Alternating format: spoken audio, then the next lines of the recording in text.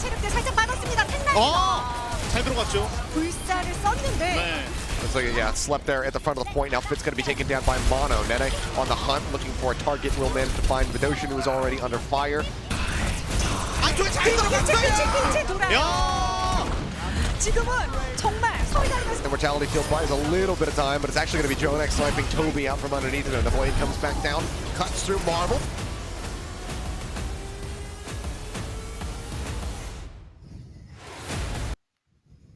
Alrighty, ladies and gentlemen, welcome back to another day of the Overwatch League APAC. And we have a very special edition broadcast for you. I am joined by Hex today, as Jaws has some technical issues that they're looking to rectify. So I'm going to be stepping in for what I'm going to be calling the Two Angry Men cast. Well, it's not, 12 angry men, so like we're not going to decide somebody's fate at the very least. Yeah, no, it's I don't know. They don't pay me enough to just like kind of roll in and just like work with you, I guess.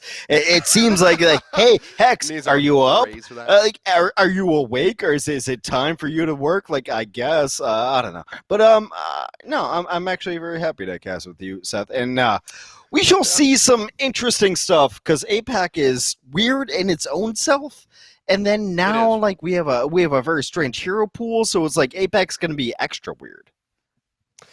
Yeah, and I mean, one of the teams that has been looking relatively comfortable with the previous meta, with the Genji, is NYXL, which is our first team that we'll go ahead and take a look at the starting roster for. And there's going to be some interesting changes here for NYXL coming out.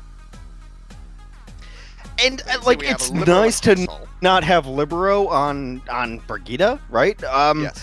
Haxel is only really known as the Genji. It's weird. Like, whenever I watch NYXL, I'm like, they don't really have damage dealers, do they? Like, they kind of don't have damage dealers. Like, what are they gonna do? So we'll see how it goes when like the meta shifts in this way. But I'm not really high on NYXL's damage dealers. I don't think they have the roster to really like hold sway in this next meta.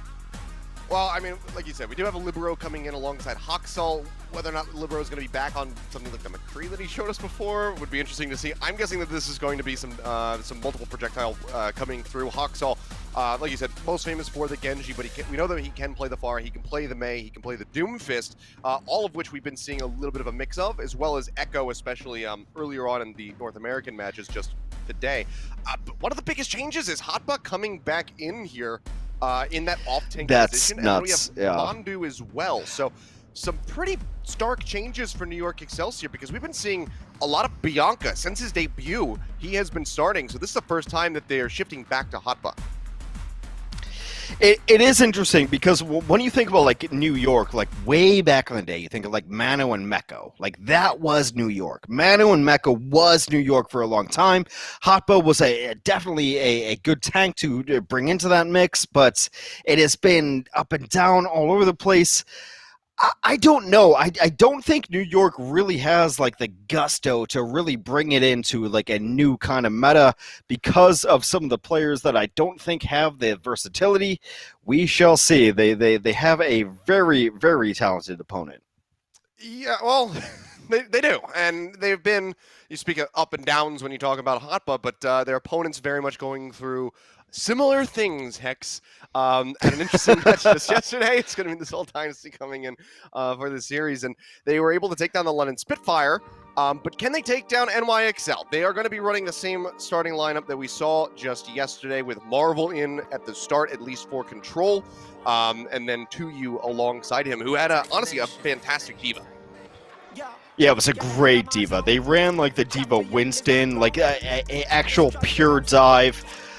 So Seoul is it's such a hard team to root for, man. Like, they're so good sometimes, and they're so terrible sometimes, though. They really are just absolutely terrible sometimes to watch. However, I think right now, I think, like, given the hero pools that we have, if you have a Sombra, you're going to have a shot. And right now, I think Seoul has one of the best Sombras in the league. I think Fitz can really get it done. So that's what I look forward to going forward. But at the same time, like, I don't know, Seoul's let me down a lot of times, man. you Like, a never know. lot of times. Seoul's let Yeah. me down. You know that. You never know what you're going to get. Normally, the phrase is you love to hate it, but instead it's you hate to love it. I If you're a don't Seoul even love Dynasty hating fan. it. I hate hating it. I hate hating Seoul. I really do. I Yeah. want them to be good. I mean, I think everybody does. I mean, elevated levels of play is nothing but good for the league. So if Seoul can level out and find that consistency, have that stride, then that would be fantastic for the APAC region. They're overall almost as well 500. for They're Seoul's like chances. they're not terrible. Yeah. They're almost like a 500 team. They're like almost close to being like kind of good, but everybody expects them to be so much better than they are. It's been a bumpy road for them, but this could be them getting on the straight and narrow if they can have a competitive, if not, or a very one-sided series versus the New York Excelsior. That would be an absolutely major boon here for the Seoul Dynasty. So we'll see how they're fare. Our first map of the series is going to be Nepal, as we will be starting Which on Sanctum. will tell us absolutely nothing because we're in Sanctum, and people are going to run like a bunch of weird stuff, and we'll see. We'll see what happens there. Obviously, as we move on through the meta, like Tracer being gone, Genji being gone, Zarya being gone, there's a lot of interesting changes. However, we're on control, so we'll see. You never know what's going to happen on control.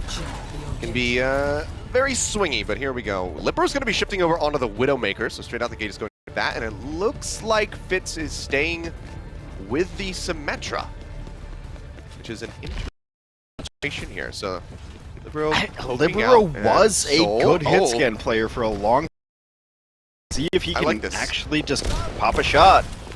Okay, well, they're just going straight at Libro. They will force him back into the dropship, but unfortunately, with all of this ring around the Rosie, NYXL have gotten themselves planted on the point. The wall's going to be coming up to try to block off the Seoul Dynasty, and the lock-in does come through. Fitz going to be able to pick up two, though. Mono and Mandu both going to be taken down by the Symmetra. That's got to be out. The Simmons just, supercharged, can use the wall to just go ahead and get that beam ready to roll. NYXL still in control of the point for now as Hoxel tries it away, goes into the ice block, but will get popped out, will get taken down. And the Seoul Dynasty should be able to get this one. Yeah, the wall comes up to go ahead and stop Mono from making his way in. With the freeze on, they're looking for that stagger kill, and the flip will be coming through. Fitz with the most amazing Overwatch play we've ever seen. He looked directly in front of his screen and then he held down his mouse button. Like, Fitz crushed it right there. But like, really, like, you take down the opponent's main support, their main tank. That's it. That's just kind of it. That's what happens when you're running this thing. And like, now they're in a really good spot because this is where you want to be when you're running Symmetra. It's like, you can't come in. You're going to get slowed. You're going to get messed up. Yeah, wall again is going to be the battery here to charge up Fitz. He's going to go and throw down the barrier, but it's eliminated by Libero. The headshot coming through, just cutting him out. Profit tries to turn things around. The Blizzard killing off Papa. Not on Notion, but there's still some staying power here for the Seoul Dynasty. Some pretty significant staying power, especially if Kobe could survive, but Libero has the shot, does manage to take him out. And it seems like this will just be a delayed flip coming in. A little bit of extra delay, a nice charge from Mono, though, by Profit. That's the primary delay tactic that the Seoul Dynasty do have at the disposal. Marvel is going to be put in the corner, and will get taken out here. So back on the board is the NYXL, but Seoul Dynasty keeping things close. We'll see if this is just going to be one of those pendulum swing maps here, Hex, where it just keeps getting flipped back and forth. Yeah, they're chilling for a second. This is actually going to be like this weird main tank difference kind of thing, because like if Mono hits a giant shatter, like that will change everything. However, there is still a supercharger for the defense of the Seoul Dynasty. So it's whoever gets more value out of their main tank is going to be the one who wins. Yeah, supercharger is there, and the Halt is just going to pull Mono right off the side of the map. Doesn't get an opportunity to go for that shatter as you were talking about, but we're going to be suffering a similar fate. Not quite sure what happened there, but Kobe finds the poop on a Hotba, and the Seoul Dynasty are turning things around. Libero, however, is trying to shut that down. And Prophet barely manages to outwit Hoxel. Libero going to be pulled back around the corner, has no HP, gets the flashbang in, does manage to find the headshot onto the May, but will be eliminated. The fight is still going, however, as NYXL stretching the point as soon as they possibly can in their favor. 85% now on the board as the Seoul Dynasty, 84 rather. Seoul Dynasty do manage to get that foot, but how long can they hold this for? So far, just a Deadeye, but with a Blizzard on the way, NYXL starting to get those tools ready, and they have time on their side. This has been so back and forth, and New York really only has like the Deadeye, and Deadeye is a terrible ultimate. It's just not a good ult. But Seoul Dynasty has their support ultimates up, so they should be able to hold proper here. You would think that. Dynamite going to be going forward as Spitz tries to get the bomb online, just 10% or so shy of that at the moment. Seoul Dynasty take the point off of the fight, look to match NYXL here on the side. Could be very dangerous territory, especially if Toby can get his way through there, start getting some boops off into the pit. Deadeye's going to be rolling. It's going to be shot straight into the shield of Marvel. NYXL make their way on to the point, 92% now on the board for the Seoul Dynasty. The bomb is going to be sent straight off the side of the map, but Marvel manages to find two with the pin. Hoxel and Hotba both eliminated, and that should be it. Hotba not going to be able to use the flux. Mondu not going to be able to get the sound barrier. The OT going to bleed away, and a very close first round here, Hex, but 184% and Seoul Dynasty take it. Yeah, definitely. They just walked onto the point because Deadeye did Deadeye things, which is absolutely nothing because Deadeye sucks and it's a terrible ultimate. And they just walked onto the point and they just put up a shield and they just totally rolled over the point. Seoul has looked way better the last couple of days. There's many things I want to say badly about Seoul, but I can't say that about the last couple of days. They've really adapted to the meta. They have a chance to come back into this and really like regain their idea of what they are as a team. And this is a great supercharger. It's a good pull. It's a good yank. Like everything goes well for Seoul here. I actually wanted to keep watching because I think Marvel goes off the side. I think he actually tried to pin maybe into the May wall and then slid along and went into the pit, but without the replay. Can't quite confirm, but that's just going to be my assumption. Marvel now going to be swapping over onto the Wrecking Ball, however, as Hotba will be moving to the Diva. So we'll be seeing her for the first time so far in this series. Going for the pile driver yet. Waits for it, but lands in front of the shield, so not going to be getting any damage from that. Trying to poke around here with Libero, maybe get a little bit of headshot, but it's a strange map to try to run this. I would say a strange DPS player to try to run this. You know, Libero has always been very much a projectile specialist, and NYXL have been putting him in on this McCree. This is the second time now, I believe, that we have seen it, and it's not bad, you know, it's not like he plays a bad McCree. It's just interesting to see when you have Nene, when you have Sabiolbi on this line. A big Bionade connects on the NYXL, finding 5 members. They're not going to be fading out of that one to keep himself alive, as Mondu will get picked off. Marvel chasing forward, manages to find both he and the Libero, and it's been consistently just hacking and harassing in the back line. Almost has that EMP online as Coalescence rolls from Joan X, so NYXL still looking to maintain control of this point for the moment. Almost has the minefield available to Marvel. As the EMP will hit, there's going to be 5-man EMP coming through, and that should about do it here. NYXL, how do you try and survive? Marvel messing up the roll, going to get flashbanged.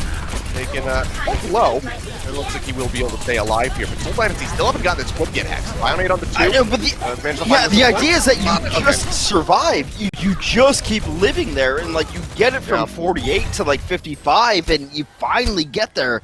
Yes, that was definitely going to be a loss for them, but they totally pulled it off for like 18%. And now Seoul has to just like really defend this idea. New York can come in with I don't know. Blizzard's probably their best push. Yeah, it's gonna have to be the Blizzard, unless 2U eats it, because they do have that even out. We'll see. They've been running a lot of that. Yeah. Deadeye's out again. Not going to be finding too much there. Stones 2U away for the moment. The Prophet got the headshot on the. In that meantime, Libero trying to get the shots on Toby, but it's being a bit too elusive with the help of the Valkyrie. But Hotba manages to take out 2 with the self-destruct. So you're going to get popped out. Doesn't use his own self-destruct. Knows that this is a bit of a wash of a fight, it would seem, and doesn't want to overcommit to that. Marvel just going to be trying to delay as he desperately wants to get this EMP online. Nano goes invested for those who toss that onto the Wrecking Ball, and as they try to delay further, Mono with a really nice pin took Marvel off the point, but they can't finish him off. For the freeze onto the Wrecking Ball, they will be able to finish him off as the EMP now comes through, but only finds Mondu. With that, with a Bionade on the 3, Seoul Dynasty just aren't going to be able to find any picks, it would seem.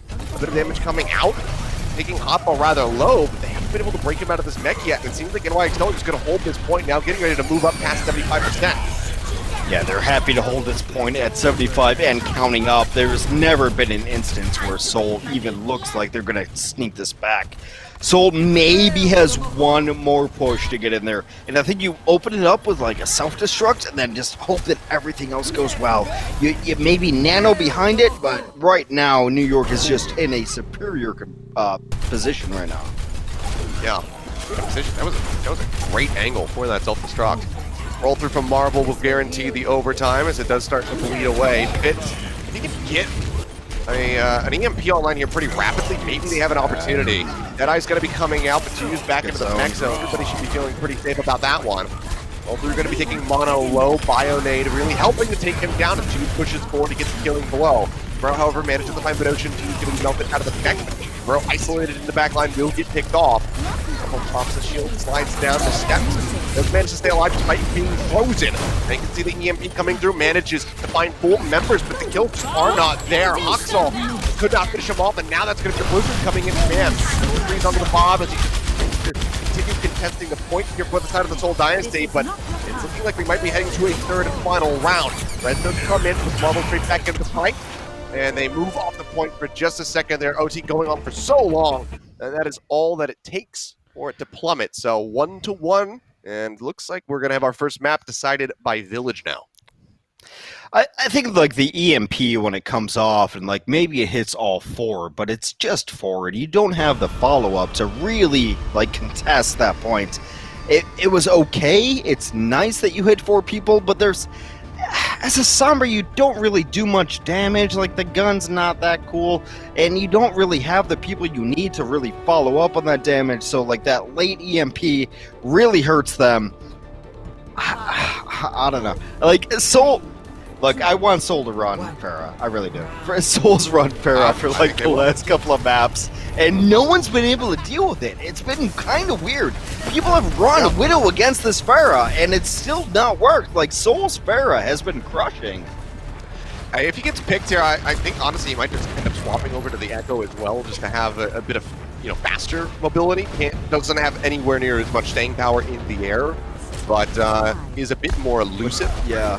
But now they're in. They're in. Oh, he's just jumping straight on top of their skulls right there. Could have gotten punished, but NY Excel saying, we'll just go for the first cap instead. But now Fitz finds a pick off, so that should be the go button for the Seoul Dynasty to start pressing in towards the point. That's all they're healing too. That's all they're healing. Oh my goodness. Yeah. Soul should. It's a headshot Soul on the should have this like twice.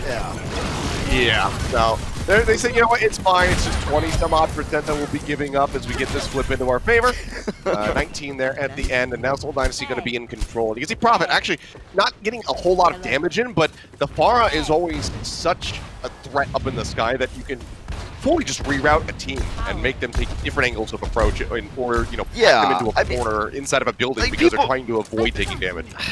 People say it's like not a lot of damage, but it's like, oh, I just took 100 on accident. Like, that's kind of a lot of damage. Like, if you don't really have an answer to it, you're just getting kind of bopped a lot of the time. So, yeah, this has been Soul's bread and butter over the last week or so. Like, they really love the Pharah. Yep. Oh, major roll through, and yet again, a massive Bionade comes out from Bedosian.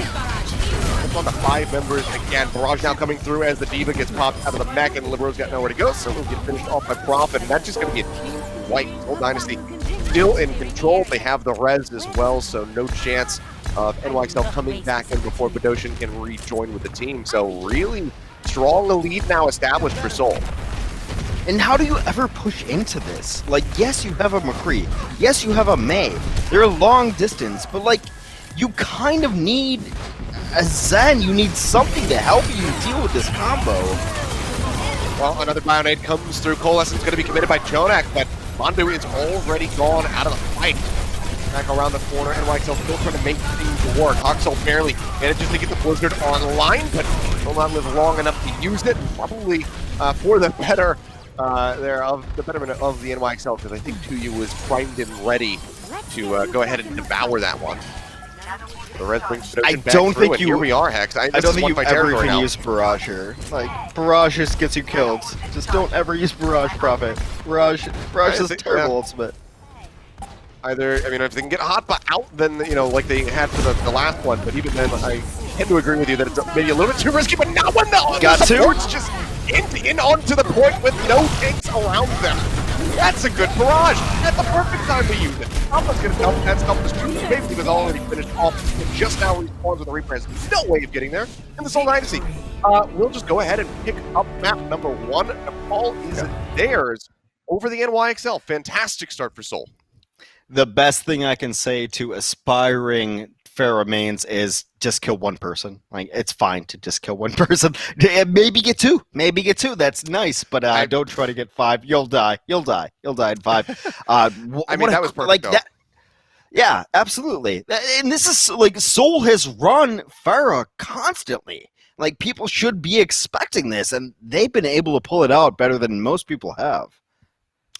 Yeah, I mean, Prophet just, he takes the picks pretty well. As it turns out, Prophet is still very good at Overwatch. Prophet's He's been having a a little good bit of a player. resurgence here. He's yeah, all right. with the rest of the He's Seoul all right. Dynasty. Yeah. It's a strong start, but can they keep it moving? Can they have a repeat of yesterday? That's the biggest question.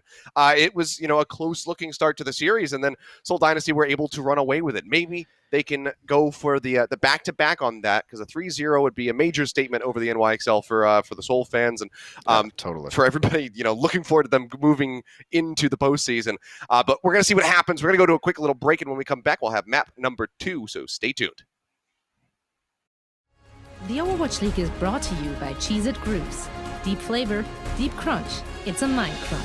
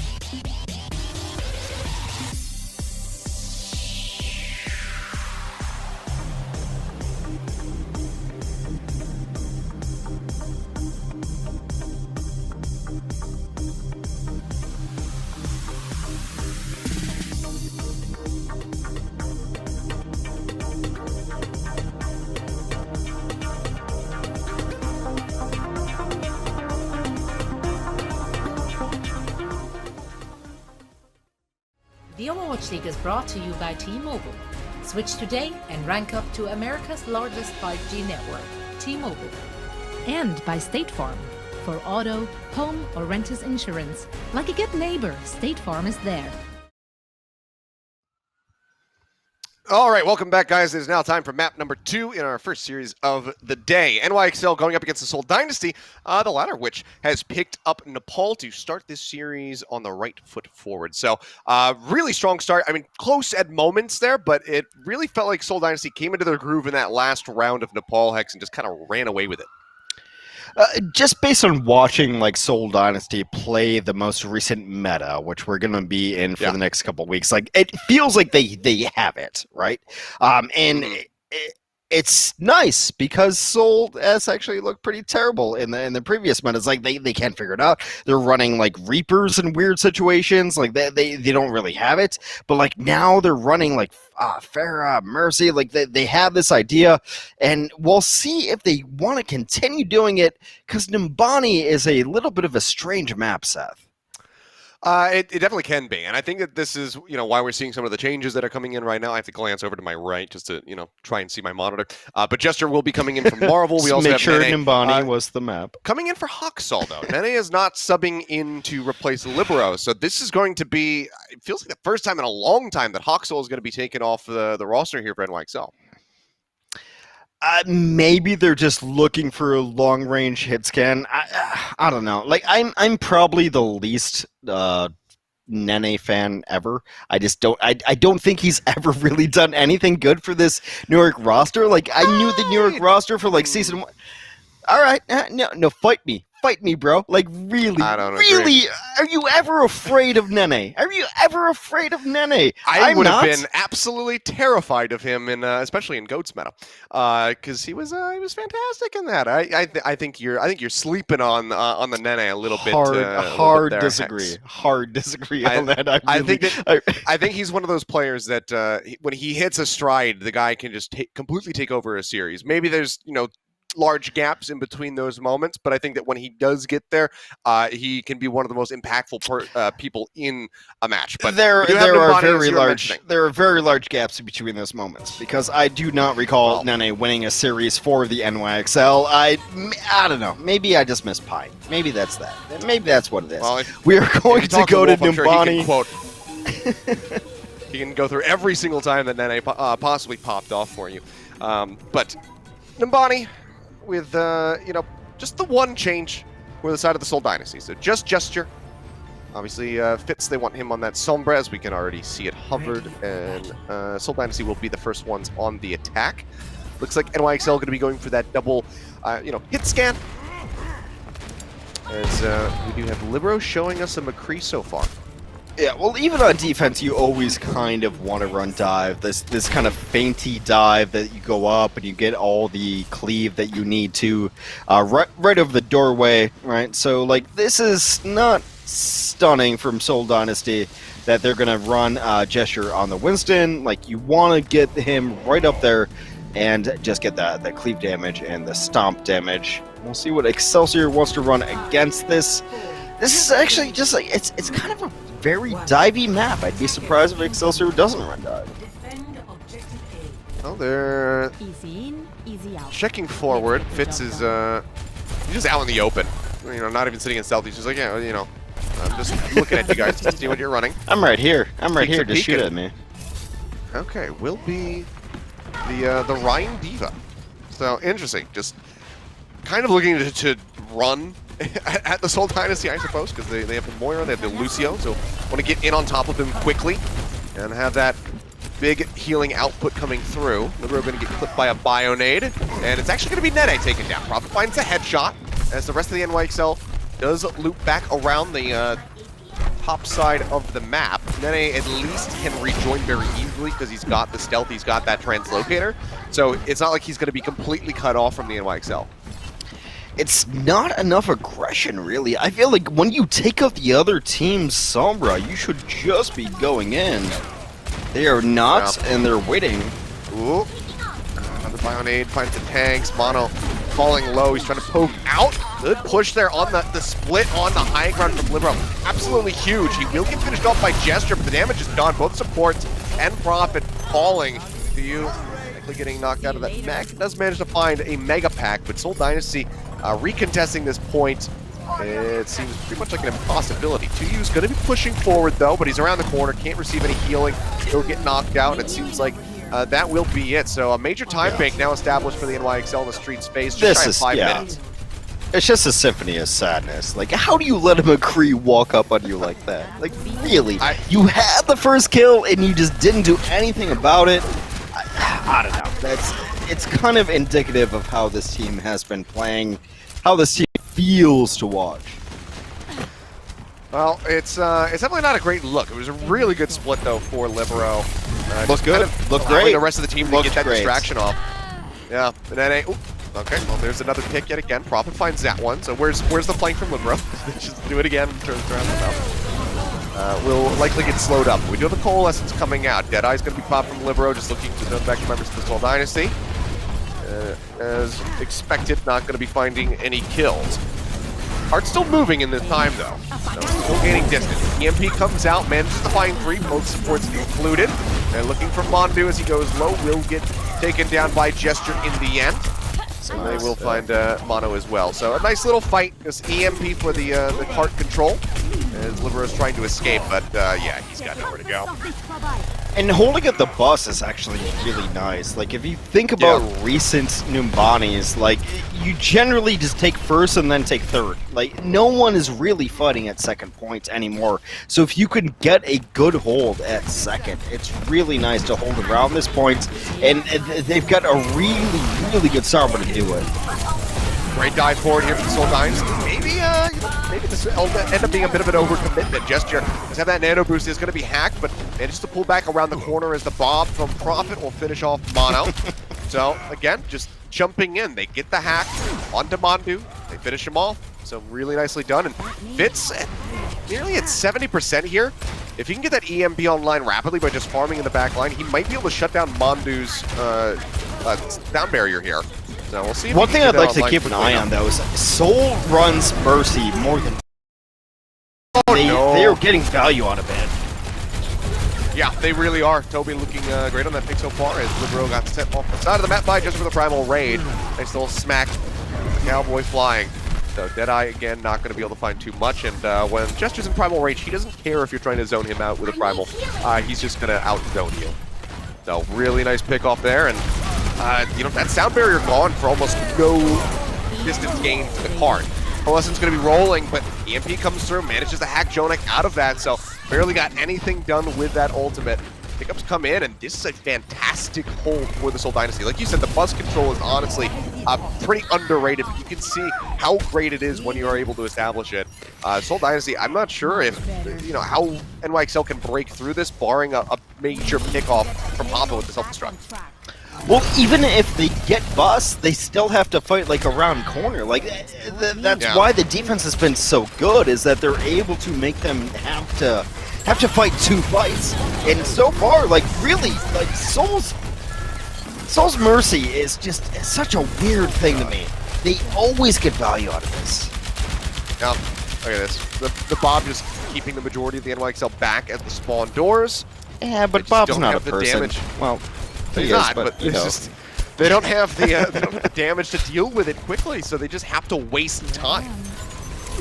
And here comes Spitz yet again. Gets the hack, takes down that translocator. Mondu getting pinched. And the nano boost tossed in from Jonak. The Bionade will help keep him alive for a little bit longer, but Spitz pushes forward to try to finish the job, and looks like he might just be able to do so. I think it's a little bit of healing as that mini pack comes in. So actually, does manage to survive, but it's at the cost of Mono and Nene.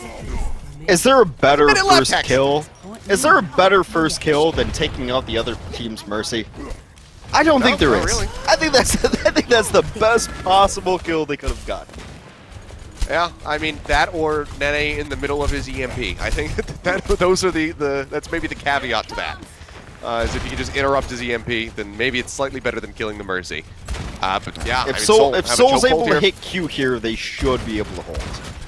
They have plenty of Qs. Yeah, I mean Fitz is going to be looking to do that.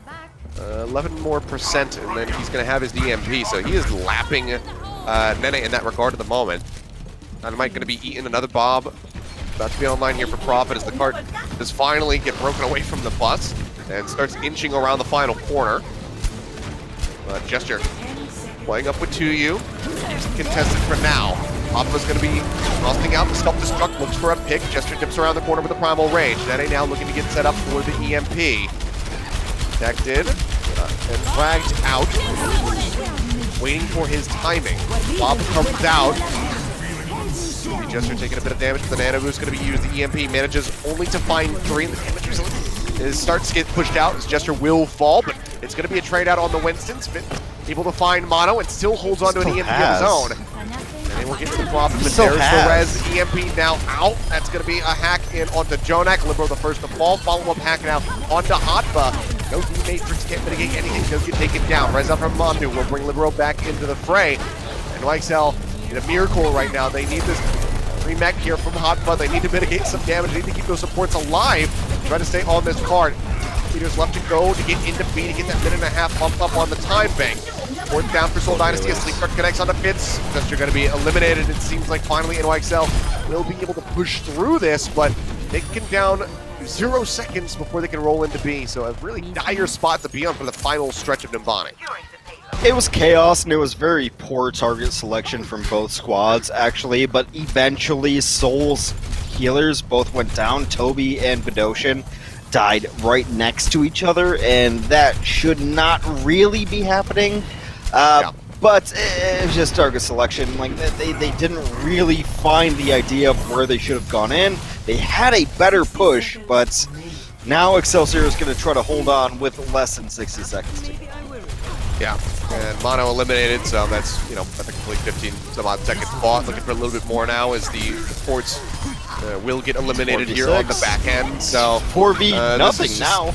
Just get out, and Hotba has to exit. Make sure they doesn't get knocked out of the mech. Otherwise, he's gonna have to run to the side, hop off the map, and go for that kind of forced reset. So 30 seconds remaining now. Seoul Dynasty. Look how many ultimates they have already across the board. Almost all. I mean, Seoul's fine, yeah, but I don't know. New York could just nano for some space, right? Nano for some space and hope to get a 2-to-1 kind of thing. But yeah, Seoul's in a great defensive posture. Yeah. I mean, Nene has to be all in on the TMP, and they need to have some follow-up. Already, Mondo going to be taken down as he pops the Valkyrie. Fantastically done from Rob the Bomb. We'll finish off Libero. Jonak going to be taken down. Self-destruction there from Hotba, but is not going to be able to find a damn thing. And Seoul Dynasty, even with the rest of their ultimates here, they won't need them. It's a celebratory self-destruct on their hold. And final corners as far as the cart is going to be rolling here for NYXL. That can happen. You can't lose your Mercy first. Your Mercy is your go button right there. You're hoping to get the Valkyrie, hoping to get spread healing. You're hoping to get a lot done there. To have a Mercy die first is brutal, especially when both teams are both running Mercies, which is kind of weird. I don't know. Maybe it's not weird. Maybe we'll see this continue going on in how the games are going. But Seoul is really the only team that's just been running Mercy nonstop, and now I guess NYXL is trying to match that. But you can't lose your Mercy first. I don't know. I'm not a good player, but I play games, and I'm saying losing Mercy first sucks. True, right? Yeah, it's definitely not what you want to have happen. But can we just talk about Prophet for a second? Because, good God, the number of times that he's just, either sniping Mondu out of the sky, getting headshots on Tenene, and just making sure that he can build EMPs quickly. Prophet has been looking just across the board. Doesn't matter what he's on. The last couple matches, Prophet has been excelling. And it's never been huge for him, but he's looking great on this Ashe. It is a strange year we live in that Prophet's not an MVP candidate, isn't it? It's a strange year. I mean, it is, but when you look at what has happened, it's been a rough year for Seoul, but still, without it's Prophet. context, It's Prophet. Yeah. Without context, it's definitely a really weird thought, but when you look at how things have transpired for him and for the Seoul Dynasty so far in 2020, then you're okay, I kind of get it. Hey, if they win the next couple matches, they'll be at 500. They'll be 11-11. It'll be fine. Well, let's see how Seoul tries to push through. Libero just going to get damage boosted. Trying to hold the corner. Prince is still so... There we go. He's been trying to kill this translocator for the last minute and a half, and finally gets it. That's what he's done so far. MVP candidate. I love the commitment. There's great commitment there. He's gonna have to jump back to the Mega Pack. I mean, Libero's perfectly aware of where he's at, but messes up.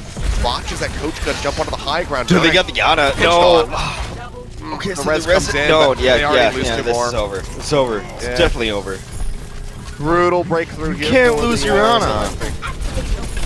Yeah, they lost their Ana twice. And it's in a neutral fight too. They don't even have to use any ultimates for this, so it's Hotba going to be pushing forward and trying to contest this for a little bit longer, but Jonek is going to fall yet again. They're chasing way in the back to get rid of Mondu. Melee will go ahead and finish him off, and it's 5+ minutes now for the Seoul Dynasty. Yeah, it's all your healing. Like, Mercy's so easy to kill when she's chasing people around, healing them. Like, if you kill the Ana, you win the fight. You win the fight if you kill the Ana, and they killed the Ana twice. So, very well played by Seoul to just completely dive on the Ana. Jonek's not gonna beat us, they've decided, and they jumped him twice. Not done. Nice little dart going to be connecting on the Prophet. But can they push him off? There's going to be no. Hack comes out. It's still holding on to the EMP for an extended fight as Jonek is just desperately trying to keep himself and others alive. My ultimate is charged. Pushes back out onto the ledge and does see gesture. Gets a nice little sleep dart. Get in there. Nano Boost going to be tossed out. This one goes on to Mono. He's way into the back now. Jumping on top of the Notion, but a hack comes through. He is surrounded and will not survive.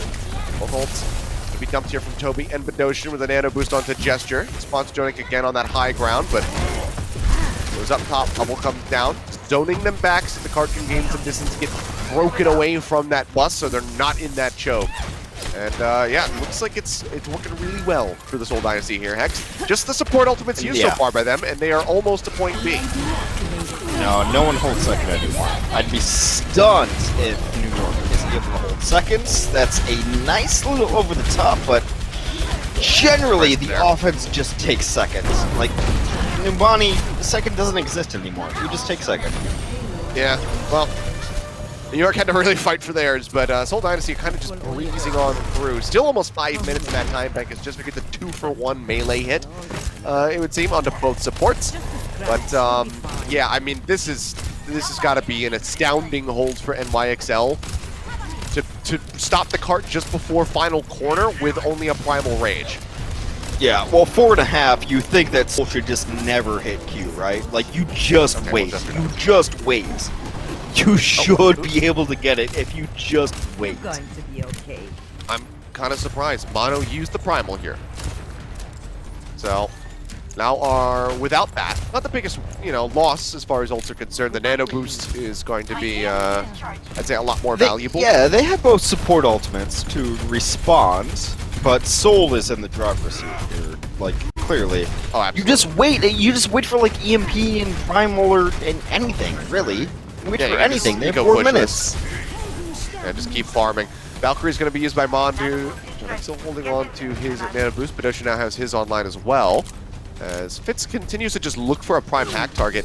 And I like this. It looks like Seoul Dynasty just said, okay, you know what, he popped the Valkyrie. Let's just play this slow. Nice sleep dart will connect onto Fitz. They managed to shut him down. Jonek. That's smart. Bionade comes up with a hit on the Gesture as well, taking him low. Now the Primal Rage is going to be coming out. And he's going to punish Jonek for his transgression. The Bob goes in, pushes up into the air. He's going to get knocked out of the mech, and it seems like this is going to be it. The slow play comes in for the Seoul Dynasty, the EMP for Nene, but it doesn't get anything done. And Dynasty will just push their way in with relative ease to a victory on Numbani, and now are up 2-0 and at match point over the NYXL. This is an incredible turnaround right now, Hex, that we're seeing. Seoul Dynasty are just looking clean across the board. I don't hate the notion from New York right there, because, like, you're going to get rolled on if you just sit there. Like, if you just sit there and wait for all the things I talked about, like, they're going to roll in on you. So, like, they gave it a shot, but, like, yeah, definitely right now, I think this meta suits Seoul the best way that any meta has really suited Seoul. Like, it's been a tough season for them, but, like, I think right now when you have, like, the players that you have to play, like, pretty much their best heroes, Seoul is looking really good. 2-0 over NYXL. NYXL, I want to like them more than I do, I guess what I would say, Seth.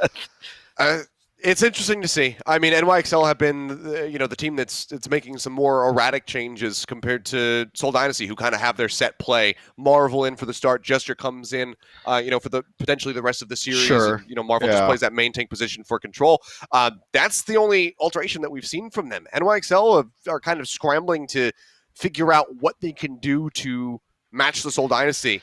And it's such a reversal from what we're used to seeing, whenever you would compare these two teams in recent history. But I'm just going to double down and, like, try to get my Twitter hate as much as possible. I don't think New York has good damage players. I don't think they do. Hit me up. Well, I don't think New York has good maybe- damage players. Hit me up. Well, I'm ready. I'm ready for it. I'm ready for it. More hot topics like that potentially coming up in our game break, which is going to be coming at you in just a few minutes. So stay tuned, guys. We'll be right back. Coca-Cola is the official refreshment of the Overwatch League.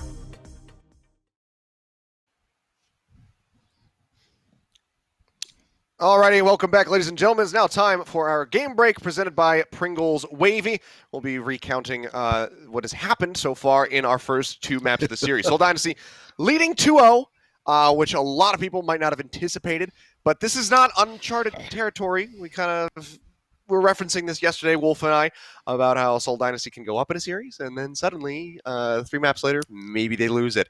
But I don't know if that's going to be the case. NYXL looks very lost today, Hex. Like, That's you guys actually have a to really do good your summary. No, I feel this about is this actually my series. response. Like, I was prepping this. I was prepping this during my halftime. I was like, I have nothing to say. I have absolutely nothing to say for this halftime. Well, That you guys are forced to make in like APAC. You guys have to do your own halftime. But it was so strange to watch how good Seoul was yesterday, and like how I used to be a giant NYXL fan. Like, legitimately, I was a giant NYXL fan. I'm like, oh, man, they just chill. And Jonak just hits these. Lately, I think it's hard. I think it's hard to be an NYXL fan lately. You watch these teams just sit there and just get rocked on at a certain point. Seoul is rocking on you. Seoul is shooting you in the face. Like, how do you live your life when Seoul is shooting you in the face? That doesn't feel like you should not be able to live your life comfortably when Seoul, losing record, Seoul is shooting you in the face. I don't think not a they're. big fan. I don't think they're feeling too comfortable right now. But I mean, this is. I kind of brought this up. I kind of brought this up before we threw into the break here. And this will be our crunch time presented by Pringles Wavy. Is Crunch time. the inconsistency for New York Excelsior's roster right now that I think is harming them significantly. I mean, you've been very outspoken so far today about your opinion of the DPS players on the NYXL, but I think even if you have that opinion, I think you could agree with me that they need to find some consistency to build off of rather than just constantly moving pieces so that they can improve as a collective. Because right now it just seems like New York doesn't know what to do, like who to put in at any given time. It's like they're learning chess for the first time, and they don't forget which way the knight can move and which way the rook can move, and they're trying to remember that and figure it all out. I think you hit it like right on the head. Like I really actually just thought of like Mano and Meko. Like that's what always I was thinking about. Like Mano and Meko. They knew where they were going to be. They knew that you were going to be there. You were going to be here. Like Mano and Meko was New York in Season 1. If you liked New York in Season 1, it was because their tanks were exactly where they needed to be, and that allowed Jonak to go nuts in the back line. Like, and they made some changes. It's not Mano and Meko anymore. It's not Mano and Meko. And I don't know. Like personally, I know, but personally, peanut butter jelly, Mano Meko, like that's the same thing for me. Like I think that's where New York has lacked and has lost their identity. Their identity was like a slow push, kind of like weird slow tank team, and that was Mano and Meko, and now they don't have that anymore. Yeah, I mean, and finding that groove with a new player coming in can be extremely difficult because Hotba is not a slow and patient player. Oh no, Hotba is not Meko. Hotba and Meko are very different fast players. He's very fast. He's very up in your face. Yeah, it makes me wonder. Is there limitations to Bianca? Is he not going to be strong enough on the Diva? So that's why they have him out. They want him to be more of a Zarya specialist, and that's why I think he's played fine. He's just it's just gelling with Mano. Like I think that's the difference.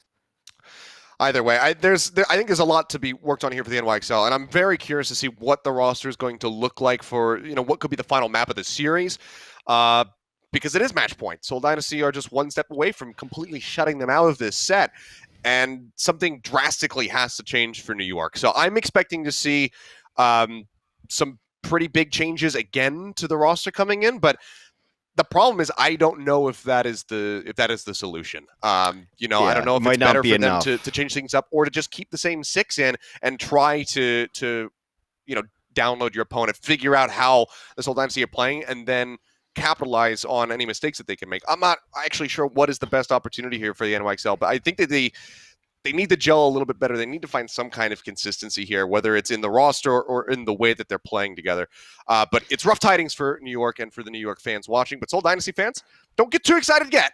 Obviously, we still very much could be on a roller coaster, but we're going to find out. That's going to do it for our game break and for our crunch time. When we come back, we will have the rest of this series and see if New York is just going to get shut out or if they can start turning things around and try to pull off a very necessary reverse sweep. The Overwatch League is brought to you by Pringles Wavy. Big crunch, big flavor.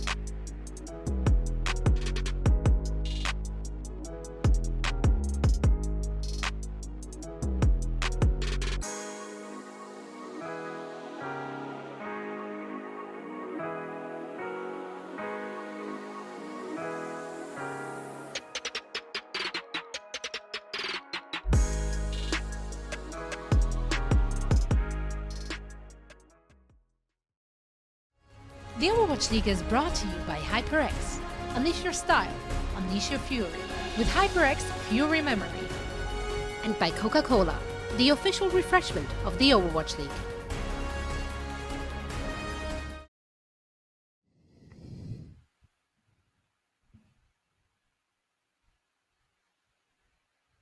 Are we on? I assume we're on, Hex. All right, there we go. We are on. We are back, ladies and gentlemen. It is always waiting for the countdown to come through. Let's try to count it out of my head. Yeah. It's all right. But we are here. We're back for the rest of this series. And Hex, it doesn't look like there's much more of it to come. Looks like maybe just one more map because the Seoul Dynasty have been incredibly strong and the New York Excelsior are very, very lost. It's I don't know. It's not really been close. It's so strange to watch both of these teams also because like sometimes you think New York looks good and you're like, hey, I know those guys. Those guys were good players in the Overwatch League. And then sometimes you watch Seoul and you're like, wow, Seoul should be a really good team. They have all of these guys. They should be very good. And then you slam them together and it's just terrible nonsense that makes no sense at all. I guess Seoul is better right now. Like New York is, I don't know. Like as an old man, it makes me feel bad to say this, but New York is like kind of like an old man Overwatch. Like Seoul is kind of coming up and kind of figuring out like they're a better team right now. I'd be stunned. I would absolutely be stunned if New York runs this back. I think this is a 3-0 Seoul.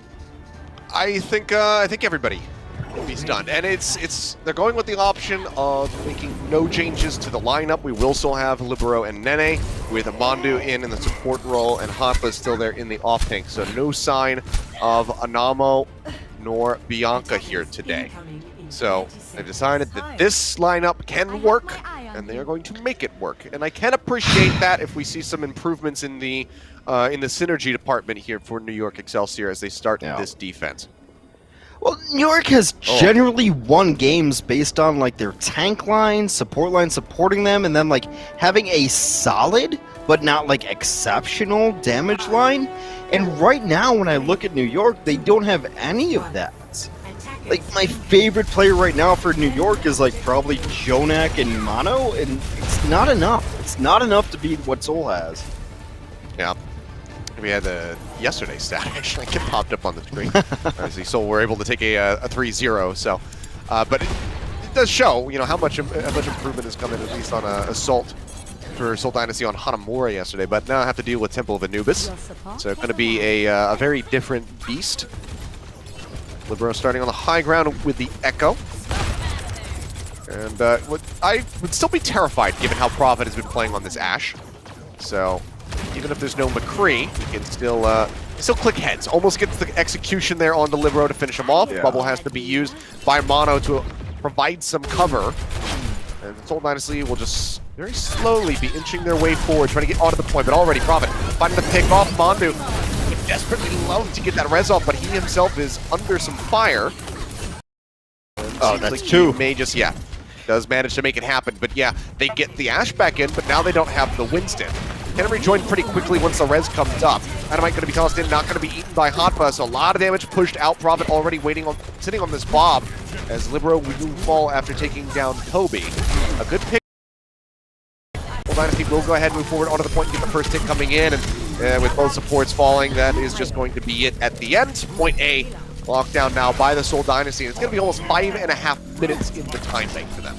It was almost going to be close when they got Toby, because like when you have these dueling mercies and someone can resurrect somebody and it's going to be different, like that was going to be the pick, but they traded pretty well. Now Seoul on the entry has damn near everything. The question is like, what does Libero duplicate? Like that's the question. I would assume it's going to end up being 2U. Either 2U or Jester. Oh my god. Either way, they might not get an opportunity. Prophet is up on the high ground. He is completely uncontested right now. The Bob knocks Hanpa out of the mech after he finishes off 2. Hanpa is eliminated. Vince does die. Loses the EMP. So it looks like he died in the middle of that channel. Jester now just trying to gate people off the point, and Libero's actually going to go for a duplicate onto Bedosian. Goes for the Ana to try to get a nano boost in. And also have that extra bio nade. Self-destruct going up into the air though. 2 looks for a pick, doesn't manage to find one. It's Bedosian Dice to the dynamite from Nene. Mono receives the nano boost and leaps forward. Seoul Dynasty looking like they might just call the retreat here, as Gesture is almost finished off. Hack comes in They pull the onto Mono, last. so making to the Primal Rage can't get much done. But yeah, this is going to have to be a reset for Seoul Dynasty. But look how much progress they already got. They're starting from the second tick. They make their way up to 94% on the first push, and they still have 4 minutes in the time bank, Hex. Yeah, 33.5 is a pretty nice little push there that they don't really have to completely crush the team to take the last point here, which is one of the things that sucks about trying to like fight on assault maps is you need like 99%, but now they only need 33. I don't know, like maybe you nano in the Winston and pray and hope, but that's gotta be the push here for... Oh. Mono not nearly as sneaky as another one. Look at that. Large rear end is sticking out, so they knew exactly where he was trying to hide. Primal Rage going to be coming through now for Gesture, as Seoul Dynasty already have gotten rid of half of the team, and they're pushing Hop back. He's going to be forced out of the mech, and that is just it. 3 minutes and 19 seconds for the Seoul Dynasty on Temple of Anubis is pretty damn significant. So a fantastic attack here for the Dynasty. Let me ask you this question there, Seth. Do you think that the teams with better Sombras are better teams right now? Yeah, you know, that's I mean, it's a softball. I'm lofting it up to you, but like, yes, clearly the answer is yes. It's been pretty huge. Sombra is very much the meta again. I mean, even just you know the last week during the Countdown Cup and whatnot, still highly impactful pick. Fitz is looking really good, and it kind of makes me curious from NYXL to not see Sapiobi come in and play the Sombra, because he actually had like a pretty really damn good weird, Sombra. aggressive Sombra. Yeah. Yeah, he played more of like a. Well, then it would be like, you know, we would kind of attribute it to Doha before he was in the Overwatch League, but for akin sure. to what we see from Lip now. So very fast, rapid building Sombra. So. Yes, I'm very an EMP curious to see before you Sapiobi ever not in. expected an EMP to happen was kind of Sapiobi's gig. Yeah, so I feel like that would be a pretty big pickup for them. Fitz just pushing up to the gate here to try and get some eyes on what New York is running. Libero not even going to go for the opening shot with the Widowmaker, just straight over onto the McCree here. See you later. I think APAC especially is always about the Sombra. Yeah, it's definitely one of the biggest picks that we have in the region. For the hack with the shield, we'll go ahead and block that one off as Gesture just tries to get a little bit of cleave damage in onto them. Doesn't get too much done though. And now it's going to be high ground for New York. We do have this. Flashbang going to be down. New York can just go ahead and wait. Playing this one out patiently. Start now poking onto this mid ground. Dynamite over the top catches a couple members here as Profit. Looks for another very rapid building bomb. Doesn't quite get that shot onto Nene, but at least forces him off position and make sure that he's not going to be farming in their back line. Comes through, Profit picking it out. Libero going to be eliminated. Duyu in prime position, capitalizes on that, finds the kill, and Hoppa bionated, no HP, will just get popped out of the mech, so New York not going to be able to find this on the first attack. We'll have to reset and go again. This Mondo is trying to hide, but there's Dynamite. They drive home. There's nowhere to hide there. Now you just chill, you just wait, and you just try to run like another 2 minutes off. And I mean, you take a look at Fitz. He's about to have the EMP. He's farming it right now, 2% away. Nene, half of that, has just not been able to build this up. And for what I'm seeing New York run, I would want Nene on the McCree and then Sapiobi in playing this Sombra. Just at least on paper, from what we've seen historically, I think that would be the combination that would work the best. EMP is going to be coming through, though. Jonik desperately trying to keep everybody alive with the Coalescence, but it does not matter. Predoshin has a very nicely placed Bionic Grenade. Does manage to shut down that healing, and that'll be the shutdown on the push for New York. Dynamite in again. Jonik had already faded, can't get rid of the burning damage, so is just taken down. And Seoul Dynasty have effectively already guaranteed themselves a superior time bank here, no matter what. Yeah, Seoul's sitting on 5 other ultimates, and Fitz still has like 20 and he's counting up. Like, Seoul absolutely crushed that fight. They don't need to use anything. Yeah, that's it. That's the end of my talk. Seoul crushed that shit. Like, they had no reason to use anything. Now, Primal Rage to go ahead and push out the members of the NYXL, break the team apart, and it's working a treat right now. Gesture looking on this Winston as of late, and they just, they clean him up. And that's 2 ultimates used, the Nano and the Primal. And we have to see NYXL reset and go again. Fitz climbing let's up, see. getting ready to there's a lap minute left. Nene. There's a minute left, and Badoshin has to come back to spawn. That's the only thing we have to look at. Yeah, I think that my biggest concern right now for New York, aside from the time bank limitations, if they can get point A, is going to be how many ults do they have to use to get this lockdown? Because if they have to dump everything just to cap A, then they are in a bad position. Just throw everything they have. I don't know. They're going to be really limited on time. The EMP comes out, only manages to catch 2, and it's Tuyu and Prophet, both of them being kept alive. Fitz now has another EMP. That's his second one to Nene's first that he just used, and it found nothing. He's going to push around the corner. The EMP comes through. Sound barrier from Mandu, however, very good. Eluded, getting hacked, and Nene now manages to shut down Prophet, finding that kill. Mono under fire, though, will be eliminated. The res comes in, puts Prophet back into the mix, and now there's a self-destruct here on the stairwell. Will hug in behind the pillar to stay alive. With seconds remaining, somebody has to make their way over to the point. Finally, few men to tag in. It's Mandu, but it costs him his life just to force out the OT, and I think that this is how it ends. Not going out with a bang, but with a very low whimper. York Excelsior will see the OT bleed away and will be shut out of this series by the Seoul Dynasty. A very convincing and dominant 3-0. I think this meta suits them very well. I think they're able to play the heroes that they really want to play when you're Seoul Dynasty. And does anything hurt more than just watching somebody res somebody in your face? Like, I hate watching somebody get rezzed in my face. But Seoul was able to do it several times.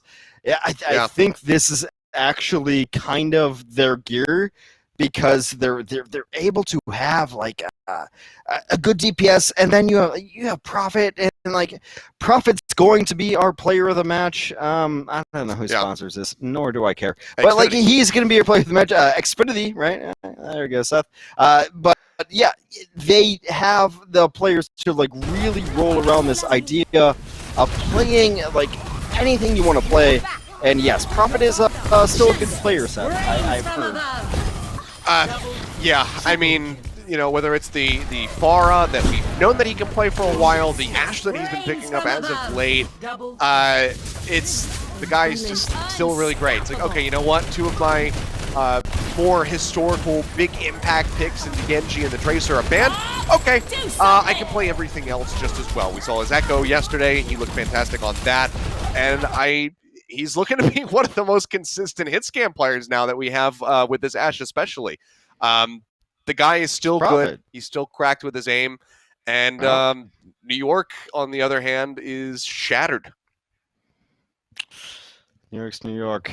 I don't know. It's tough. It's a tough team to root for.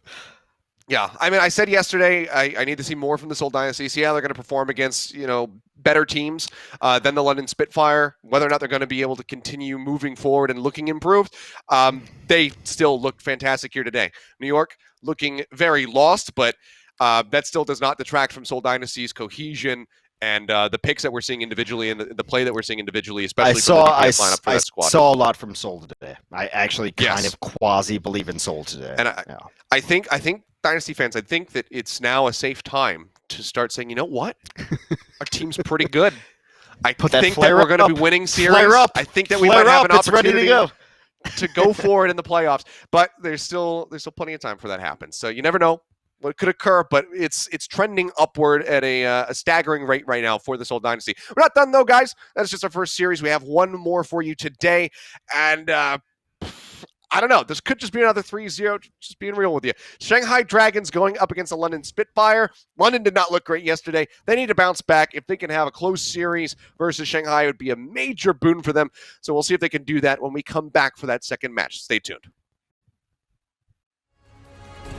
The Overwatch League is brought to you by Xfinity, the preferred internet provider of the Overwatch League.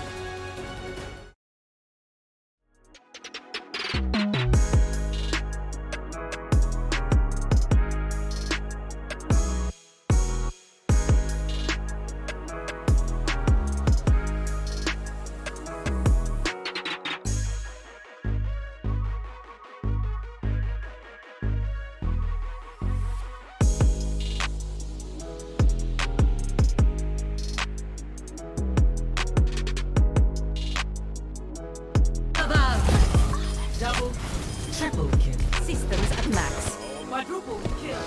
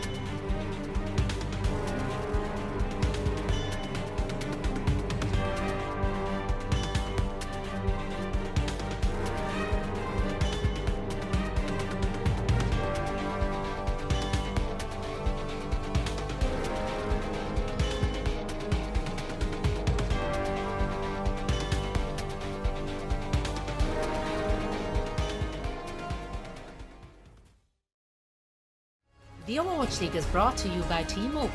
Switch today and rank up to America's largest 5G network, T-Mobile. And by State Farm. For auto, home, or renters insurance, like a good neighbor, State Farm is there.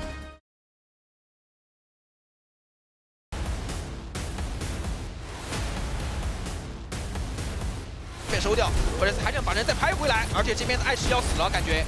哇，小房间里参观一个，我对送场对充电不是呀 ，Crystal， 尴尬，如果你有一段伤没给上的话，这一波的这个上海直接是把扎利亚给带走了，又是补上了上海。58.5%였어. 치위 걷어냈고 바로 싸웠어요. 예, 바로 싸웠고.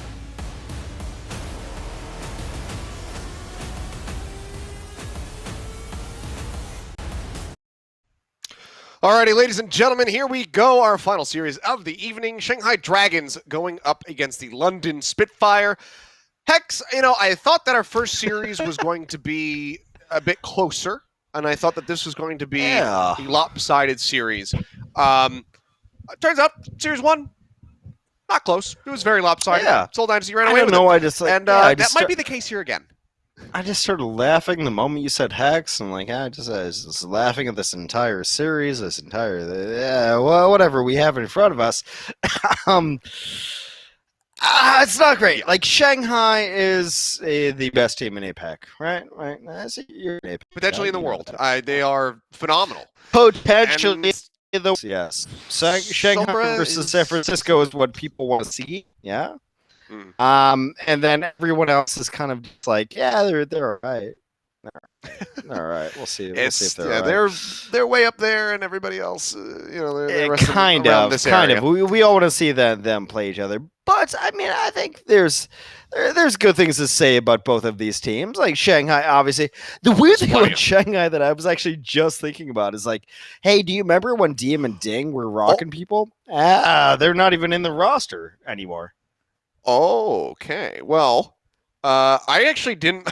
So I didn't look at the starting roster sheet when it got sent to us. So this is catching me by surprise. Geggery is in. We have the return. We have not seen Geggery in quite some time. She did come in several series ago, back around the time of it was either the May Melee or the Summer Showdown, and we got to see her come through. Actually played pretty well. I believe she was on the Wrecking Ball, but they ended up losing that map, I believe, is to the Chengdu Hunters, and then they ended up having to reverse sweep the series. She is starting now alongside Fearless, so looking like they want Geggery's Diva to come back in. So I like this change. Let's see how it works for them. And we also do have Izayaki returning after a very long stretch of seeing Luffy. Part of me thinks it was like Oasis Sanctum is the last time I saw Geggery, where she played some Diva. But yeah, very nice to see that coming into the mix. I don't know. Was I like I don't know. I kind of feel like I'm wrong in some of this aspect. Like, it's Control. Like, do people really care about Control anymore? Like, it just feels like Control is such a weird thing. It's such an outlier in some certain ways, right? Yeah, but you know who really cares about Control is the London Spitfire, because they want to get a victory. They want to get a map on the board after getting shut down. Dynamite segue, Monty. You nailed it. Thank you. Well, taking a look, though, at the London Spitfire roster, we have some major changes compared to what we saw from them at the start of the series yesterday. It is going to be the Shui and Babel starting lineup for the DPS, but we have Kleston in as the off-tank, with Fuse and Krillin starting this time around for them. London Spitfire were showing us a bit of the Zenyatta. We didn't get to see any of that from, New York, which is one of the teams that you would expect to see running that. But it was very much about the Moira and the Mercy, especially in that last series. I'm curious if we're going to be seeing similar compositions coming into this set, or if both teams are going to have very different reads. Well, Krillin is clearly the veteran. He played almost 2 matches last year with the London Spitfire. That's very true. Everybody else is a rookie for the London Spitfire, so we'll see how they end up shaking out. But I don't know. London has run really strange and weird things. We'll see if they want to end up running like Widowmaker. Like it's been strange. Yeah. All I can say is that it's been strange what London wants to run. I don't know if their coaching is like really like right up in there, like where they need to be, but it's I don't know. London was good for like a week and a half, and now they're not. So yeah, they had a little bit of time where they were looking phenomenal. They looked fine. Yeah, Bernard's like a good player. He's a good player. Yeah, it looked like they were hitting their stride, but there's been a bit of regression, and I'm wondering if it's a similar situation where Spitfire have all of these young players, and they're trying to be very flexible with their roster, and maybe they need to be a little bit stricter and more restrictive with who they're subbing in and out.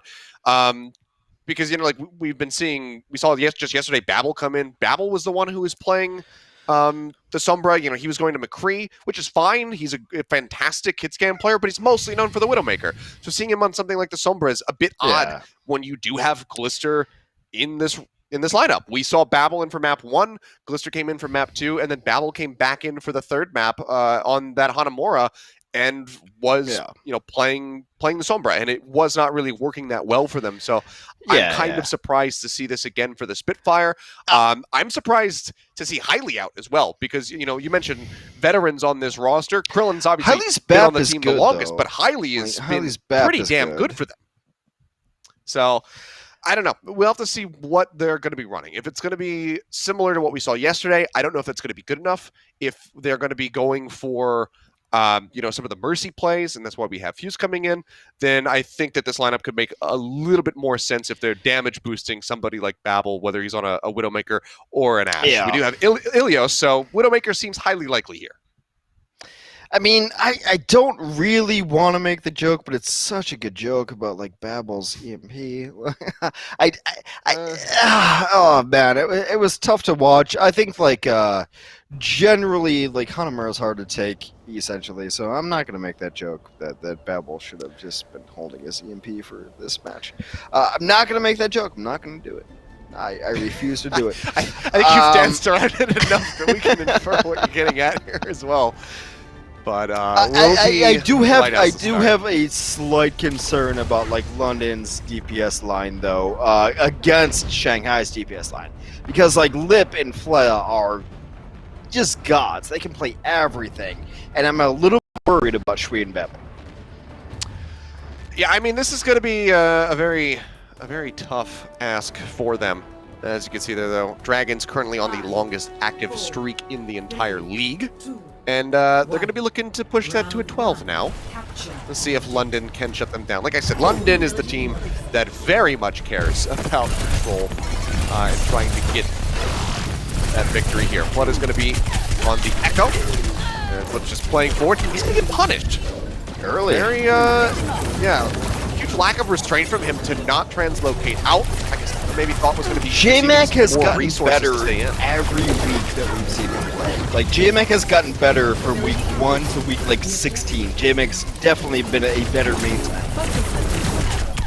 Well, thank God he's not regressing and getting worse as the weeks go on. Babel's going to be hacked out by Lip. Flood is there with the punish, but it's going on with primary flyer, and now Shanghai Dragons will push into the point that has not been locked down yet with the beam. They will help knock Cleston out of the mech. Rez is there, however, from Fuse to put Babel straight back into the mix of things so he can stay on that EP build as Cleston just desperately tries to get his suit back here.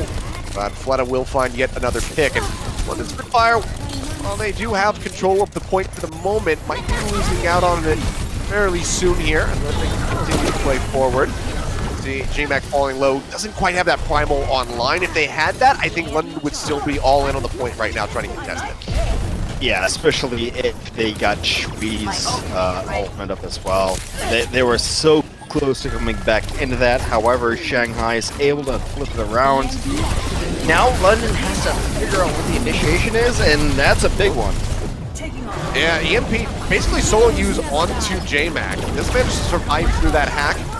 Solo use of the EMP from Babel, also onto Fearless, but this time it's London Spitfire who are able to capitalize and find the kill onto that main tank player. London pushes back over towards the point, but doesn't use the duplicate before he gets eliminated. So a big misstep from him here in this moment as Shui starts destroying people. Gets Rez back into the fight. Instantly comes in and helps take down 3 more members of the Shanghai Dragons. So Flip now getting ready to come through as Lee J. Gunn will just in forward to get the reset. And Spitfire are back on the board. And Shanghai Dragons, not even 50% for them. So this is still very winnable for the London Spitfire.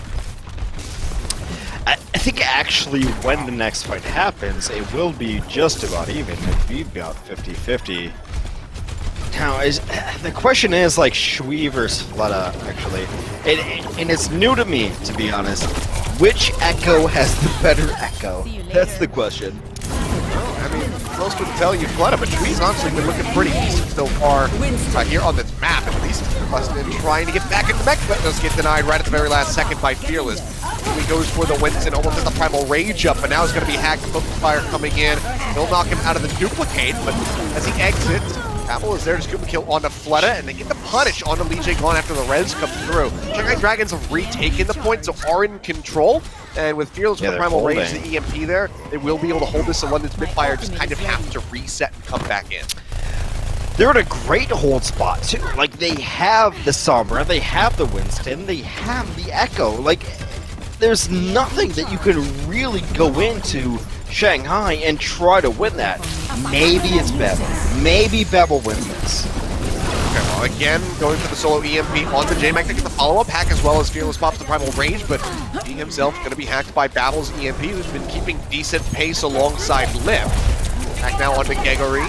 She didn't have that defensive matrix. A Bio-Nade goes in, and she will get knocked out of the mech. Focus fire here for the London Spitfires. They make their way over onto the point now. Shanghai Dragons trying to close this one out. Now at 94% on the board. Flooded goes for the duplicate onto Pleston. Having a little bit of extra damage mitigation with this D.Va, but there will be a hack. He's getting focused. Something struck on line. He would love to pop it. Barely gets it right at the last second. Bomb, however, not going to be able to find anything, but the OT does start bleeding away. Clutch chases forward, desperately tags in onto the point. Fossum is mech, now Krillin going to be gone. The res is up, really take on. Brings Fearless straight back into the fray. Things start looking very good for the Shanghai Dragons to go ahead and finish the map right here, right now. He, however, goes to the Winston with the duplicate. They need to focus him down, but the Primal Rage comes in right at the last second. Fearless gets pushed off the side of the map. And Babel uses yet another EMP. He cannot lead back up onto the ledge.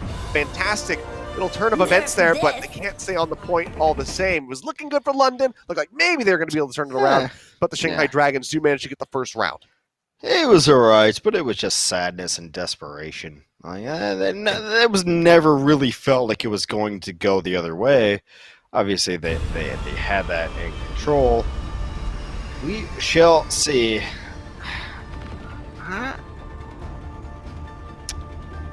What do you think they run with the Sombra here? Because, like, obviously one team is going to run.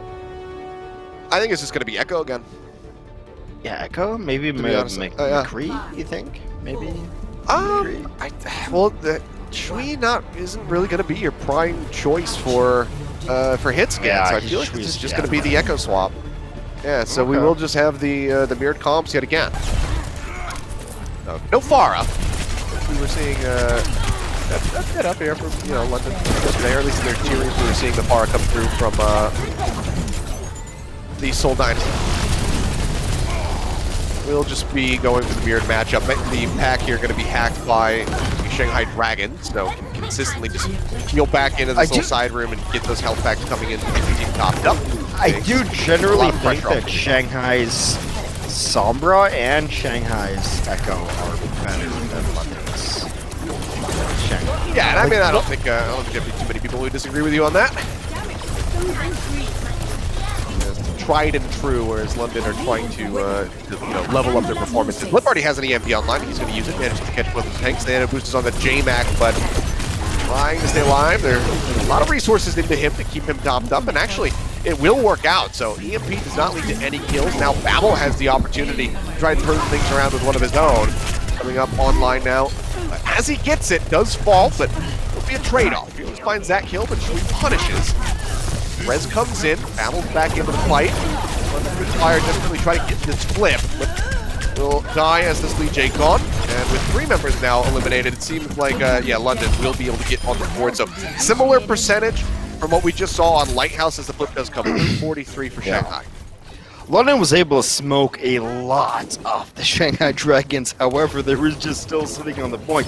Their very early kill was on Li Jiagang. Like, they got the Mercy early on, but it still got them 30% to just be able to push through. So, yes, London was able to win that fight, but it didn't really matter. 43%. Shanghai can push in here. I don't know, what do you start here with? Like, maybe duplicates, perhaps? They could try to do that to go ahead and elongate the fight, but I feel like maybe they just play this out a little bit patiently and wait for Lip to get the EMP. Babel uses his own. Finally, Jay gone in Gegari, but the capitalization isn't really there from the rest of the Spitfire to find the kill. Self-destruct lands on top of the building, doesn't manage to find anybody. Fearless gets a kill on the Babel with the Primal Rage as J-Mac ionated, slapped, finished off. This is looking pretty good. Pretty decent, at least for Shanghai Dragons, moving back over towards this point, trying to get this flip.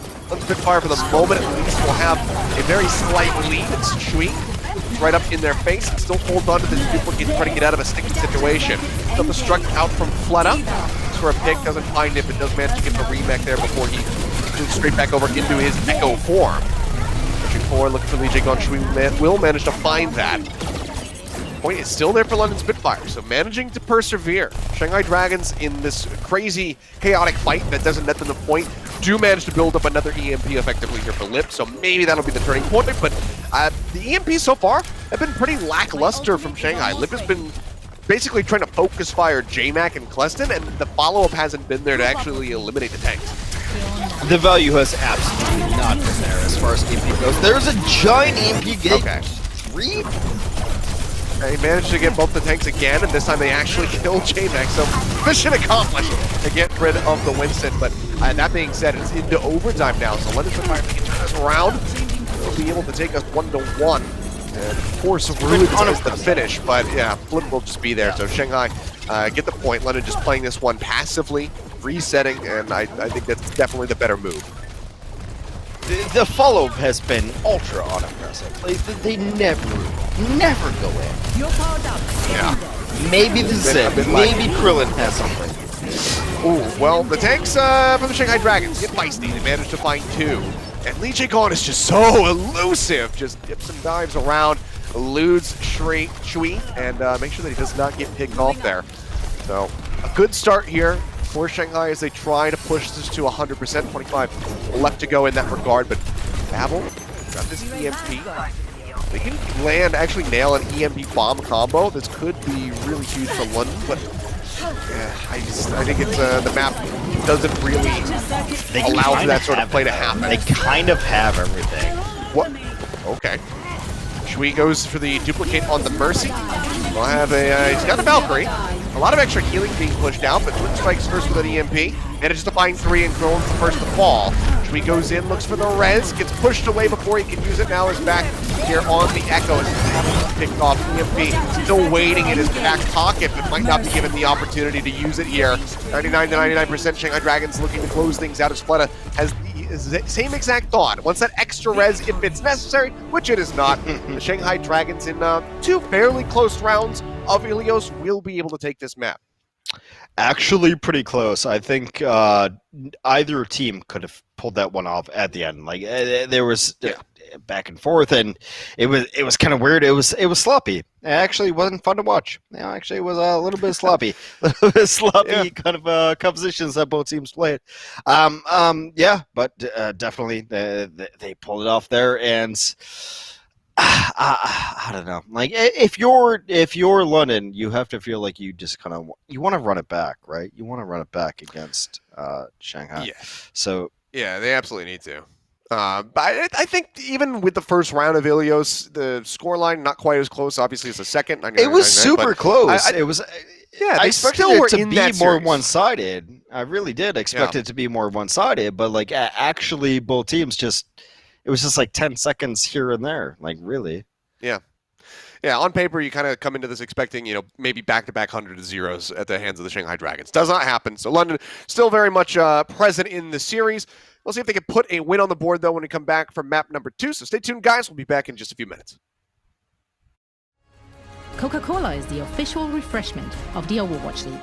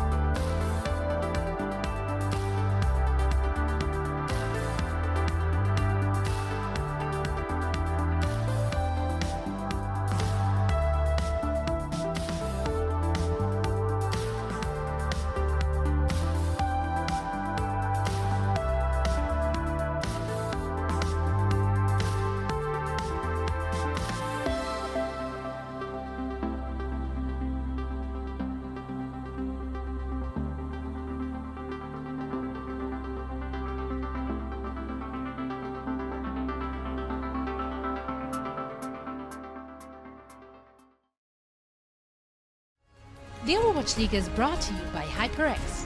Unleash your style, unleash your fury with HyperX Fury Memory. And by Coca-Cola, the official refreshment of the Overwatch League.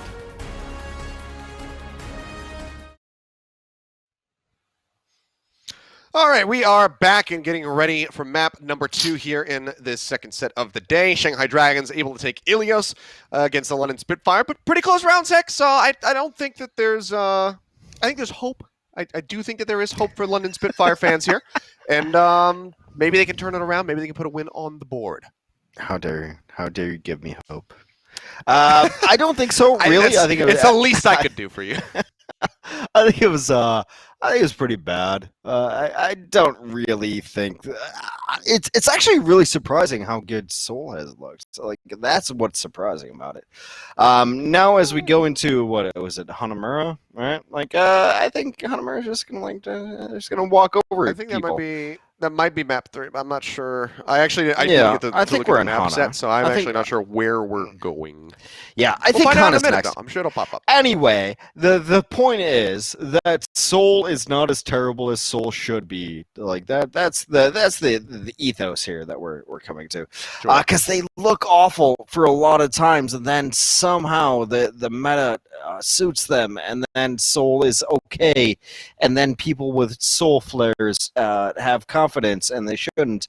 But they've actually looked legit, and I have a lot of issues with how London is. Now entering King's Row. Well, we're moving to King's Row for map number 2 here on Hybrid, and we'll see what how this is going to fare for. I really thought we were going to Hana after this. All right, fair enough. No, but it's alrighty. So here we go. No changes for the Shanghai Dragons. We do have Although stepping in and highly as well for London Spitfire. So a couple alterations there, but Shanghai's still going to be sticking through with the old Fearless Geggery tank line, which is looked pretty damn good, honestly. Geggery played absolutely fine with the D.Va, and seems like she's still very well practiced, as one would anticipate when you're on one of the best teams in the world. You're going to have really good coaching staff to make sure you guys are still staying on the up and up, even if you haven't been seeing too much play. Yeah, we'll see how this defense rolls out, because yes, I agree with like a Mei. You can just wall people off, and you can roll in and get like a 6v1 on people. We shall see how it actually comes to fruition. Yes, I did not expect the Roadhog. We'll see what Shanghai wants to run against this offensively. I think Mei is always good on King's Row. I always think Mei is good at King's Row. Yeah, I mean, she can absolutely shut down pretty much, I mean, literally any point on King's Row if that Mei gets ahead. There's so many choke points. The Blizzard gets a ton of value. Flood looking for a boot off, but just is going to be met with yet another barrier, as we do have the Orisa and that Sigma Force for London Spitfire. So very much going for the bunker. It's been a while, I feel, since we've kind of seen this, at least in King's Row. It's used to be one of the biggest strategies. Obviously, backed up with an Ashe is going to be the newer side of the mix here. But see what Fleta can get done with his farm. Now he's just poking out, but he's making decent pace towards a barrage. Got a kill on the JMac, and just like that, with no reds available, could be point A going over to the Shanghai Dragons, given the faster run back time to 119. Blister zoned off. Close. Fleta goes around the side, and this is a rough spot to be in. But actually, although I think he could have played into that, and I think he actually could have taken down Fleta and decided to peel back, wrap around with the rest of the team, where Glister starts doing some really good work. Yeah, so it was pretty much just like 1v1 when he rolled in. He was able to get the initial pick, but then it was just so slow after it. Like, you are on a 6v5 and you never dive and you never go nuts for it. And now that's why you see Fleta backing up. They had a 6v5 and he never went in. He never pushed the aggression. Playing that slower style. It's going to be a nano, and he does have the barrage available. Ice block already going to be used, as well as the kinetic grasp, but now it's a lot of wiggle room to work with. Drops down, doesn't have to use that ultimate to finish off, although And with one shield gone, the delay tactics of the May, point A has been broken open by Shanghai, and they will be getting the cap. So 4.5 minutes here in the time bank for them as they get ready to go on the street's fate. London, they're building up their opportunities to shut down this push. The EMP being gone from Shanghai is absolutely huge for them. And they do nearly have a Blizzard available as Yaki. It's a fat Bionic. Nah, totally fine. My guess is, like, how much do you think he gets through the ultimate before he dies? The barrage? Yeah. I mean, do you think, like, the word justice actually happens? I think he might be able to make this. It's either going to be huge or it's a complete flop. That's exactly how this is going to go. There's not going to be any in between here, I don't think. Presence is already going to be used as well, so another big ult out of the way for Flutter to try to have that impact. I think he dies before justice is a word. I think we get just. Ooh. Fearless. Somebody heal Fearless, please. Still alive. It's another nano boost onto Fleto. And yeah, he finishes the entire thing. Does manage to get that nice direct hit on the cluster as he pops out of the mech. Even though the barrage isn't the thing that's filling the kill feed, the damage is done, and there's huge wipe coming through there at the hands of the Shanghai Dragons, and the cart can now roll up. It's going to get a lot of distance here before London. They should be able to take. Yeah, they should be able to take second. Pretty easily should be able to take seconds. I can't imagine anyone from London coming back with any sort of significant ultimate. Like, it doesn't matter. So they should be able to take seconds, and then maybe Bob comes in at some point, but like this should be a second point take easy. Here's Bob. Got Bob rolling through just to delay the card for a little bit. Krillin, oh man, looks like Lip trying to assassinate him in the back line, but Krillin gives him the foot to the jaw. And does manage to take him down. Really? As well, going to be suffering a similar fate on the other side of things. Now, Shanghai will be halted for the moment. They just lost 2 players to Bob on a push they should have had. Look, sometimes well, Bob that was does strange. I don't agree. It's a much needed reprieve for London. Yes. They're going to be happy with that. Yes, totally fine defense. I hate every second about it. They should not have won their defense. However, now defense, Shanghai is totally set. Drugged over the top. Not gonna be able to get any picks. Throwing them back for a little bit. Time bank weakened significantly. More than half of it gonna be gone. Bomb into the back from Geggery will not find any picks. She will be able to get back into the mech safely. Transcendence now rolling from Krillin. Amp Matrix is out from Hylie. And they look to shove back the get some kills coming through. A hack in, Bionate onto Cleston. As they see the spy check there onto Aldo. Nearly doesn't have that EMP, but the Lip is going to beat him to the punch. Can he pull the trigger first is now going to be the question. He's moving up, he gets into position, throws that one down. He's going to manage to find 3 people as the bomb does roll out from Glister. Hart is a couple meters away now as they look for the finish, but into the back goes Aldo, and the EMP is absolutely huge. Fearless and Lip dead, Geggery gone. And Shanghai Dragons now in a very dire situation. London Spitfire very well could hold them here in front of point B. This is just I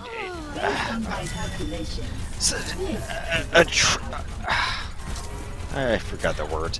Anyway, it's sadness. Travesty. It is just absolute sadness for, like, I was gonna say a trough. A trough of sadness is pretty much what has been happening for this offense. It's not even close. They're not even getting, like, any value out of what they're trying to push, and the defense is actually stabilized on this. However, like, maybe you just smash Q and maybe get through this, but like, it's been so bad.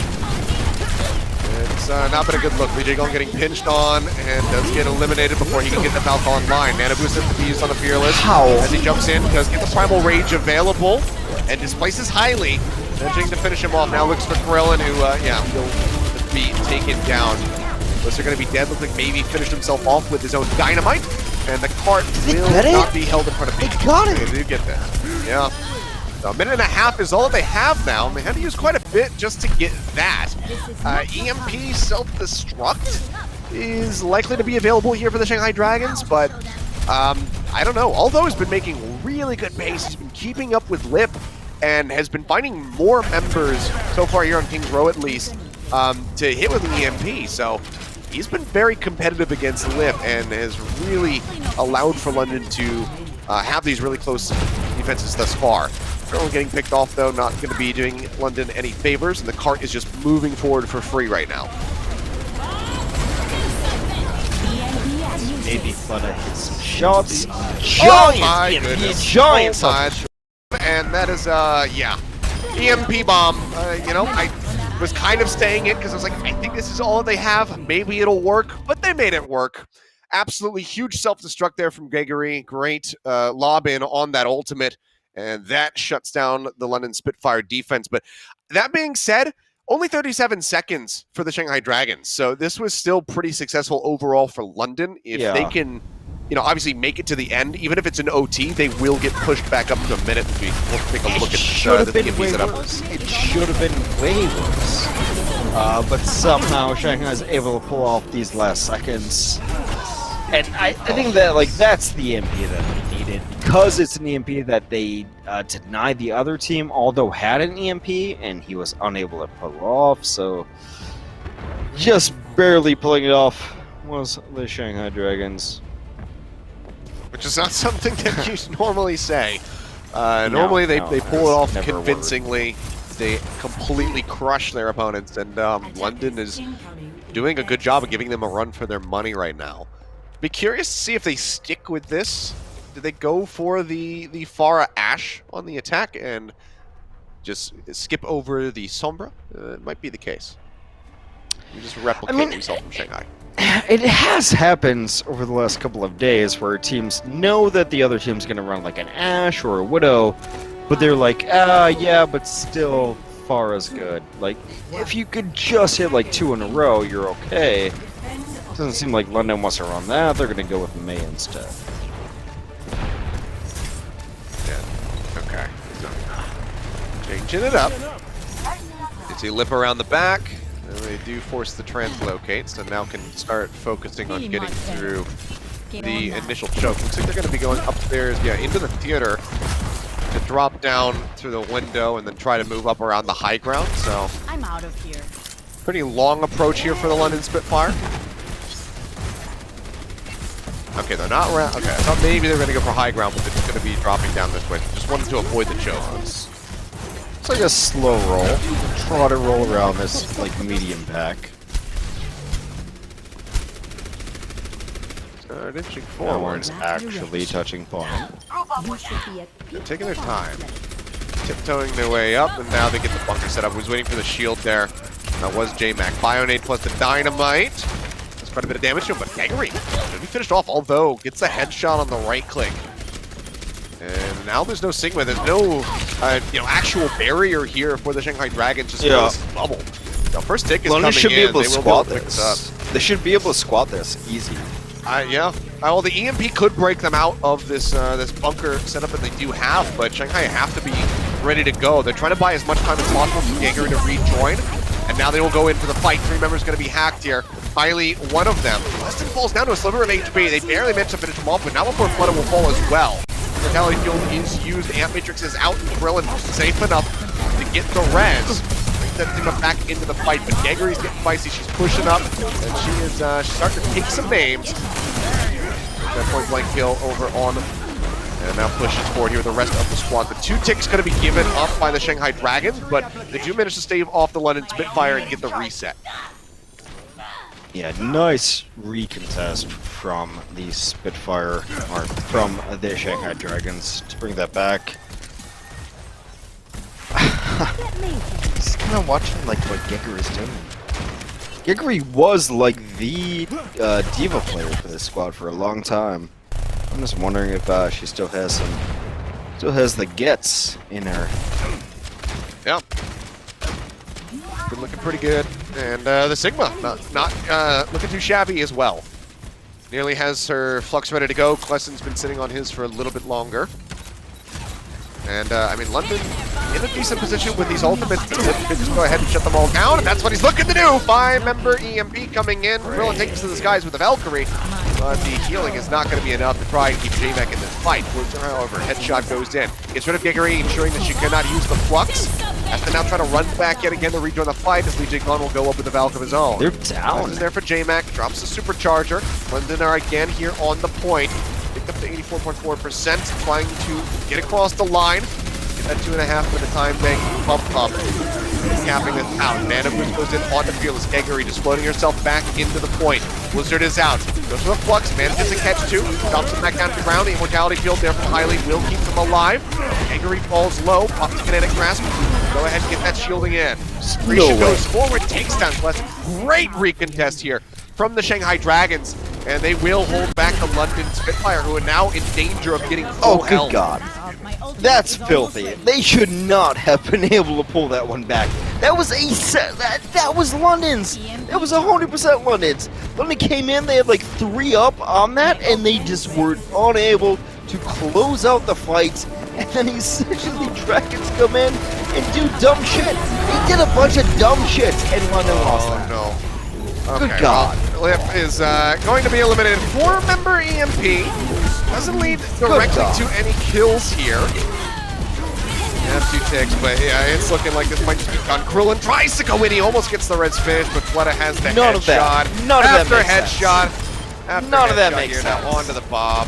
And it was looking great. Oh, London nearly having a very strong start, but then it just crumbles. The recontest from the Shanghai Dragons. It's just too good. There were like 2 shots that were like, okay, I accept that, that's fine. And then the rest of it was just absolute nonsense. Good God. Like, that was terrible.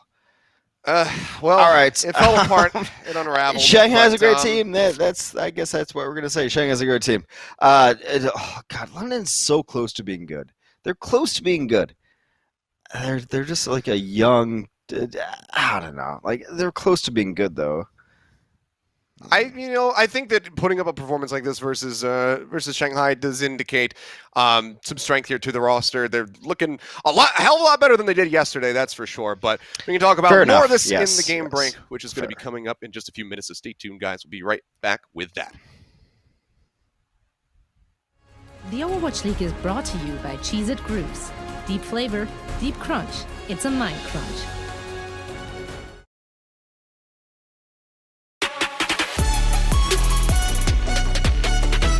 Fleta in 3 words, absolute carry god. Fleta, when he's on the map, nothing is impossible. 정규 시즌 MVP는 사실 이제 많은 선수 중에 딱 한 명만 받는 거라서 사실 리그 우승보다도 좀 더 받기 힘들다고 생각을 해서 선수 생활을 하면서 가장 좋은 커리어가 아닌가 생각하고 있어요.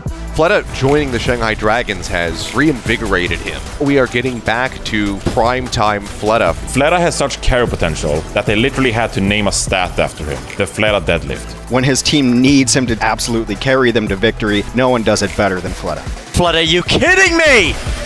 This is the road to the deadlift. 제 이름이 들어가 있는 것도 좀 신기하기도 하고 또 이제 리그가 이거를 좀 만들어줘서 감사하기도 하고 좀 영광스러운 것 같아요. Fleta, he's a jack of all trades and a master of all of them. Fleta now taking the clutch into his own hands. The headshot after headshot after headshot. The Shanghai Dragons are elite.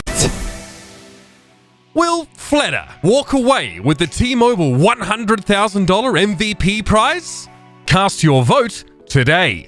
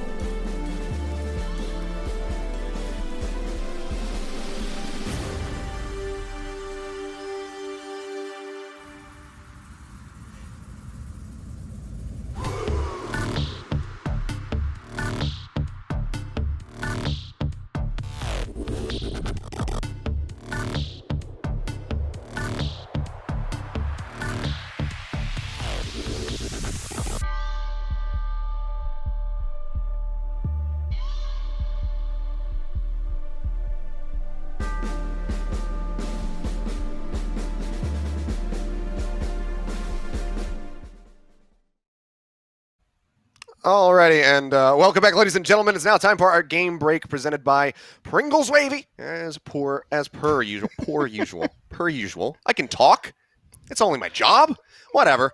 Anyway, Shanghai Dragons predictably are up 2-0 in this series over the London Spitfire at the moment, and there's been signs of life, though, Hex. I don't think that this is anywhere near as poor for London as their series yesterday versus the Seoul Dynasty. I mean, you're being pretty kind. That's very nice of you. I like to be a nice guy. It's been not great for the London Spitfire here. It's.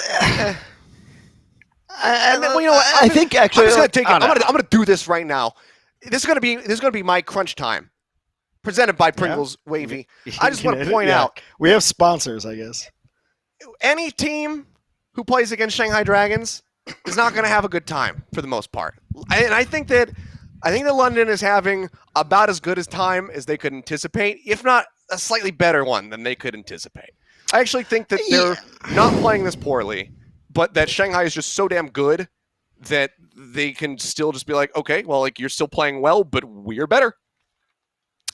It's fair-ish. I'll give you fair-ish on that. So like that's probably right. Yeah, I just don't think if you can't really run Sombra against a team, like you're just gonna struggle. Like right now, it's just Sombra. Like the way the metas have shaked out, and the way that the people are getting banned.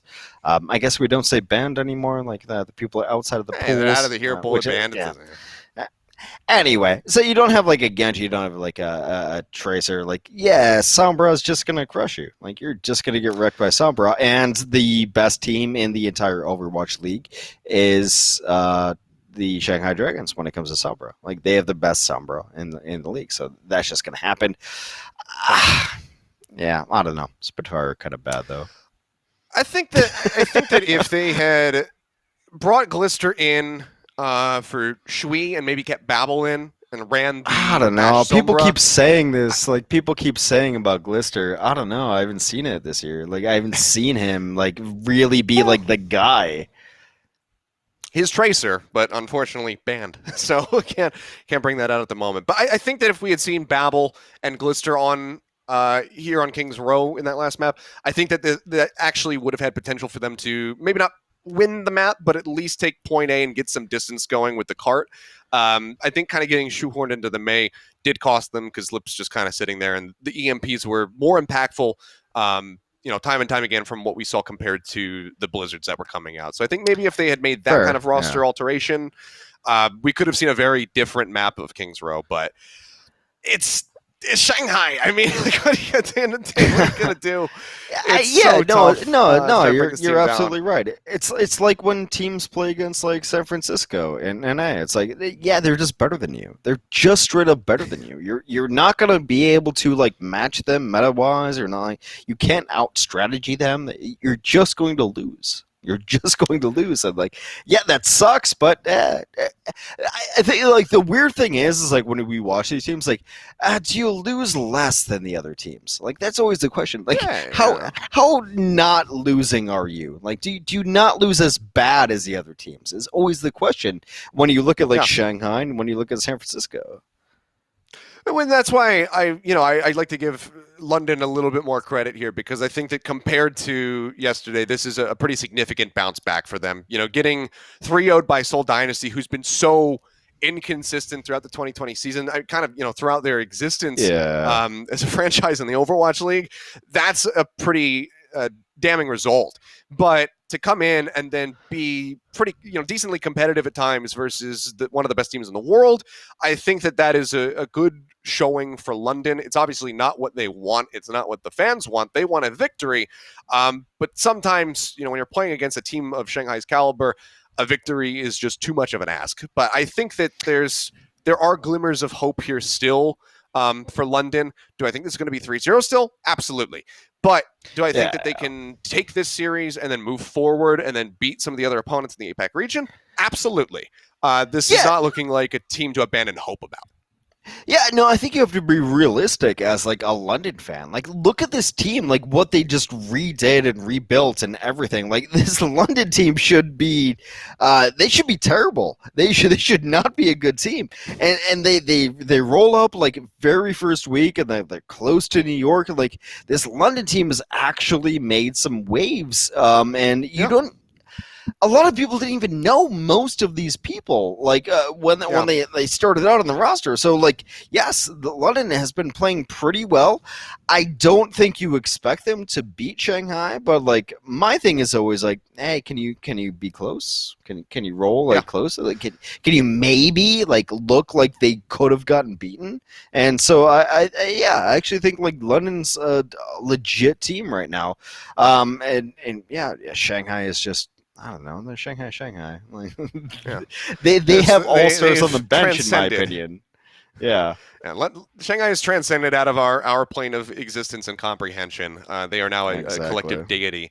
But London, they're trying to slay a god, and unfortunately, it's not working out for them here today. But I think that this is a team that we might be able to see some. Really good performances from in the rest of the season, try to make a run in playoffs and, make it as far as they possibly can. But if that doesn't happen, if this roster stays together, maybe we have a pseudo San Francisco Shock situation on our hands where they go into 2021 and suddenly, with that extra time playing together, building the cohesion, maybe then they hit that stride and they just become a super powerful team. That's a risk that you take when you completely rebuild a roster with a lot of young talent that is unknown to the majority of the Overwatch League audience. So I think that London, they still have a very bright future ahead of them. It's just unfortunate on the day that they do have to play against the Shanghai Dragons. But what more to say? I think let's just go ahead, go to a quick little break here, and then when we come back, see if London can get that win on the board, can keep pressing the issue versus the Shanghai Dragons, or if we will just be seeing the unfortunately predictable 3-0. The Overwatch League is brought to you by Pringles Wavy. Big crunch, big flavor.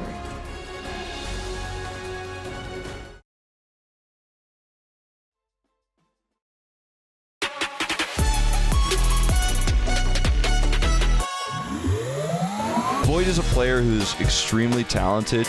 An elite level Sigma. The perfect fit. Indestructible frontliner. Best off-tank of 2020.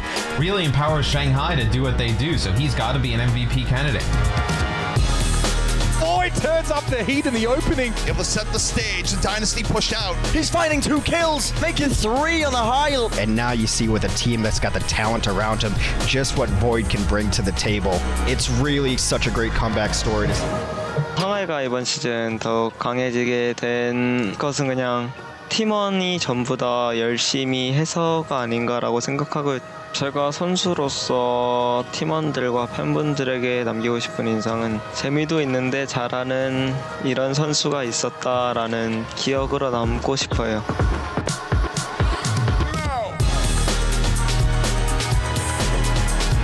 It's over because Void always has the high ground.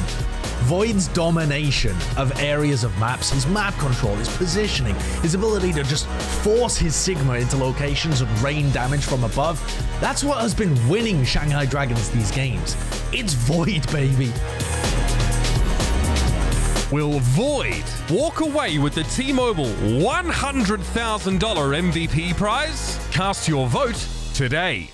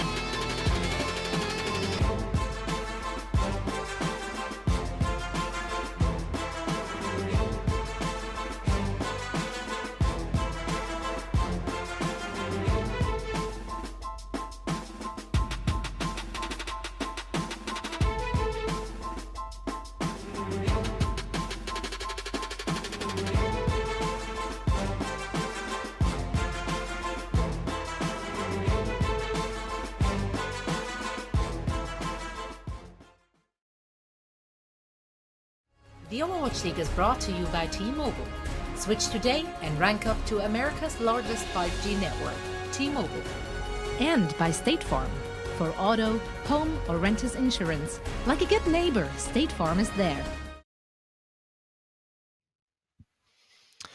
All right, we are back and likely at the end of the road here for the evening, Hex, because Shanghai Dragons are playing. So London Spitfire, unfortunately, down 0-2. Need to pull off a reverse sweep if they want to take this set, which just seems nigh impossible at the moment, unfortunately. But we'll see what happens. We'll see if they can put a win on the board. I think that would still be a pretty big achievement in and of itself. It seems unlikely. I would like to see maybe some Echo, maybe some Widow. Like, it's one of those maps that we can see some kind of shenanery going on. So maybe we'll see some of that. But like, it has pretty much been a one-sided affair, Seth.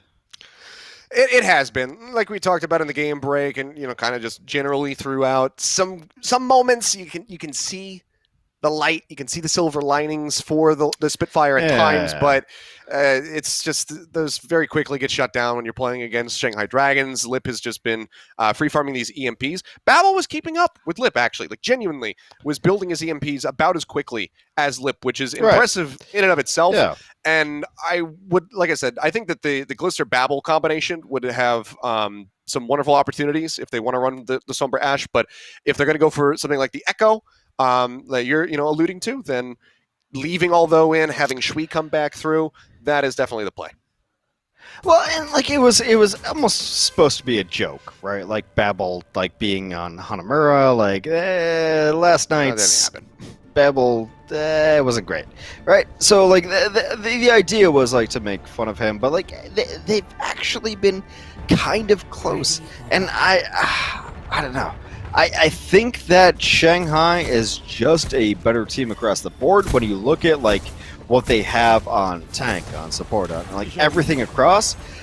They are just better than London right now. They're just better than London, and London doesn't have like the strategies to be able to pull off some sort of get over on Shanghai right now.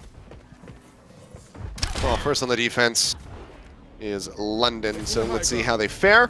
It's just going to be the Mei again, which is fine, makes perfect sense here for Hanamura. This is absolutely a fine pick for this map. You've got this huge initial choke that, just wait for somebody to push through it and then wall them off, take them down. Yeah. So Mei's always been good here. I was just gonna cut people off and maybe you get to segment off somebody who jumps in, but like against dive, it gets a little weird. Yeah, it's better against like a Reinhardt Zarya kind of composition. Yeah. So now they need to alter their play style to try to find some other little advantages that they can take hold of. Leap over to the point straight up from Fearless as Fleta goes in, pushes into the back. He's got the pocket healing coming in from Lee Jae-gon, so he's safe for the moment. If he dies on this high ground, then in all likelihood could get rezzed as well. So he's got a bit of leniency. Kinetic Grasp could be forced, although falling low off screen as it blisters. Lip, makes his way into the back line, finds that kill. Although is dead, and that will just be the point A defense here for London falling apart. Shanghai just going to be building up a pretty significant time bank here. Almost 6 minutes going to be on the clock for them once they finally cap this out. Easy. So they should be able to roll in with a Barrage. Barrage is not that great though. So I kind of want Shanghai to just kind of wait for EMP, but it seems like a mile away. Yeah, and now Lip just died. Now they gotta wait for Lip. So the EMP is even further off. That being said, I mean, we know how quickly Lip can build these, and we see how much time Shanghai's got, so they'll definitely get one. I mean, it's the thing about, like, 2CP is, like, you have to ace it. You have to be perfect on it, and that's why EMP works so well. So, Lip dying there really hurts. Yeah, it's a nice little pick off for J-Mac to find him. Not sure if they destroyed his translocator or just was surprised by the amount of damage coming through off those headshots, but either way, it's still a good pick. Into the back. Lister thought he had a fair fight. Thought he was going for Lip. Nah, he's not. He's just going to get eliminated. You can see the hack there onto question. They still don't go for the barrage yet. Fleta waiting for his moment. For now, they do occupy the point. EMP going to be used. Solo on to Although. They find the kills. They get the baby Ema. Here comes the drop down. Flashbang. Not going to be able to come through fast enough to try and stop that one from occurring. And this is going to be a little bit of an extension as Krillin has the Transcendence rolling, but he's got nowhere to run to afterward. Pleasant comes back in with the Diva. Primal Rage is there to keep him off, though. And this is looking like it's pretty much going to be done. Let's turn it over. Does manage to find one. Swaps over onto the Widowmaker, so he's going for the Carpe play. Try to get the desperate final turnaround on the fight. They got two. Should be close, though. Actually, kind of close. Because Bull has so much health. He does, but he's going to be pushed off the point. Krillin trying to dive on, but the Self-Destruct reads him. He kind of mistimed the contention of the point, so let's just get finished off. Glister now going to be dead, so they're all in strategy with the Widowmaker. He's going to be eliminated back in the spawn room. It's just point blank, killing people with rockets. And that will be it. The celebratory EMP at the end with 3 minutes and 51 seconds in the time bank. Shanghai Dragons looking good, as you would expect. And this now is all on the back of London Spitfire having the best assault map, or attack that they have ever had on Hanamura. Yeah, very solid there. It's just so easy. Like once you figure out that like you can just EMP people, it's so easy. I can just hit Q and hack everyone. Oh, this is I don't amazing. know. Like I'm just trying to set up for like a Babel joke, but I don't really want to mock Babel. This was the map though. This was the Babel map. Yeah. Well, I think he should have been back in, or at least have a. Yeah, actually, I think he probably should have come back in and just had the Ash Sombra comp. But London maybe still feeling like they want to do the main, and this is where I start feeling like they've shoehorned themselves a little bit by keeping Although in. Because, if we had Shui, they could take to the air like we see from Fleta with the Pharah, contest him, something like the Echo. If you have Babel in, then you can go for the double hit scan and take him out of the air that way. The Mei is going to be a bit tough. The walls are basically just going to be used to try to get them escorted around corners and onto the point, but even getting through that much is going to be troublesome. Yeah, I mean, I honestly feel like where we are now, it just feels like teams who run their same kind of lineups are the better teams. So running different people for different ideas, for me it always looks bad. Like, the best teams to me run the same six, like, pretty consistent. Slow and steady on the approach for now. Push forward here on the J-Mag to Fortify, coming out a bit too late to make sure that he doesn't get displaced, but he's healthy enough to not just get picked off straight up, so still is going to be okay. Flip's already got 41% though of his EMP, so that's a rough look for this attack from London Spitfire. So EMP barrage combo could very well come online simultaneously. They have no real answer. Well, they almost get flipped. They force him back. Discord Orbs out on the Fearless. Trying to buy as much space as they can, but Flood is just kicking some rockets. Does manage to find Glister. Now the EMP goes through as they push into the room. The barrage going to be used on the stairwell. Preston knocked out, finished off by that one. Easy 2 kills picked up here. As the rest of London Spitfire are just carved in half, completely split away from each other. So the cleanup is there, and Shanghai Dragons just hold on. They still have a nano to buy time. Primal Rage nearly up. I love this defensive Pharah. Like, no one is even close to being able to touch him. Like, he's got to get discorded and tapped. So it's got to be Krillin and Glister to be able to like do anything to him. And Flood's playing so far back that he's just fine. It's just fine. Yeah.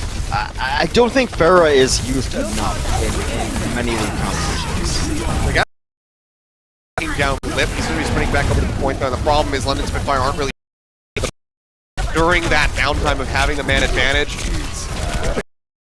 Opportunity. Glister just managed to find yet another one. And the Bionade lobbed into the door.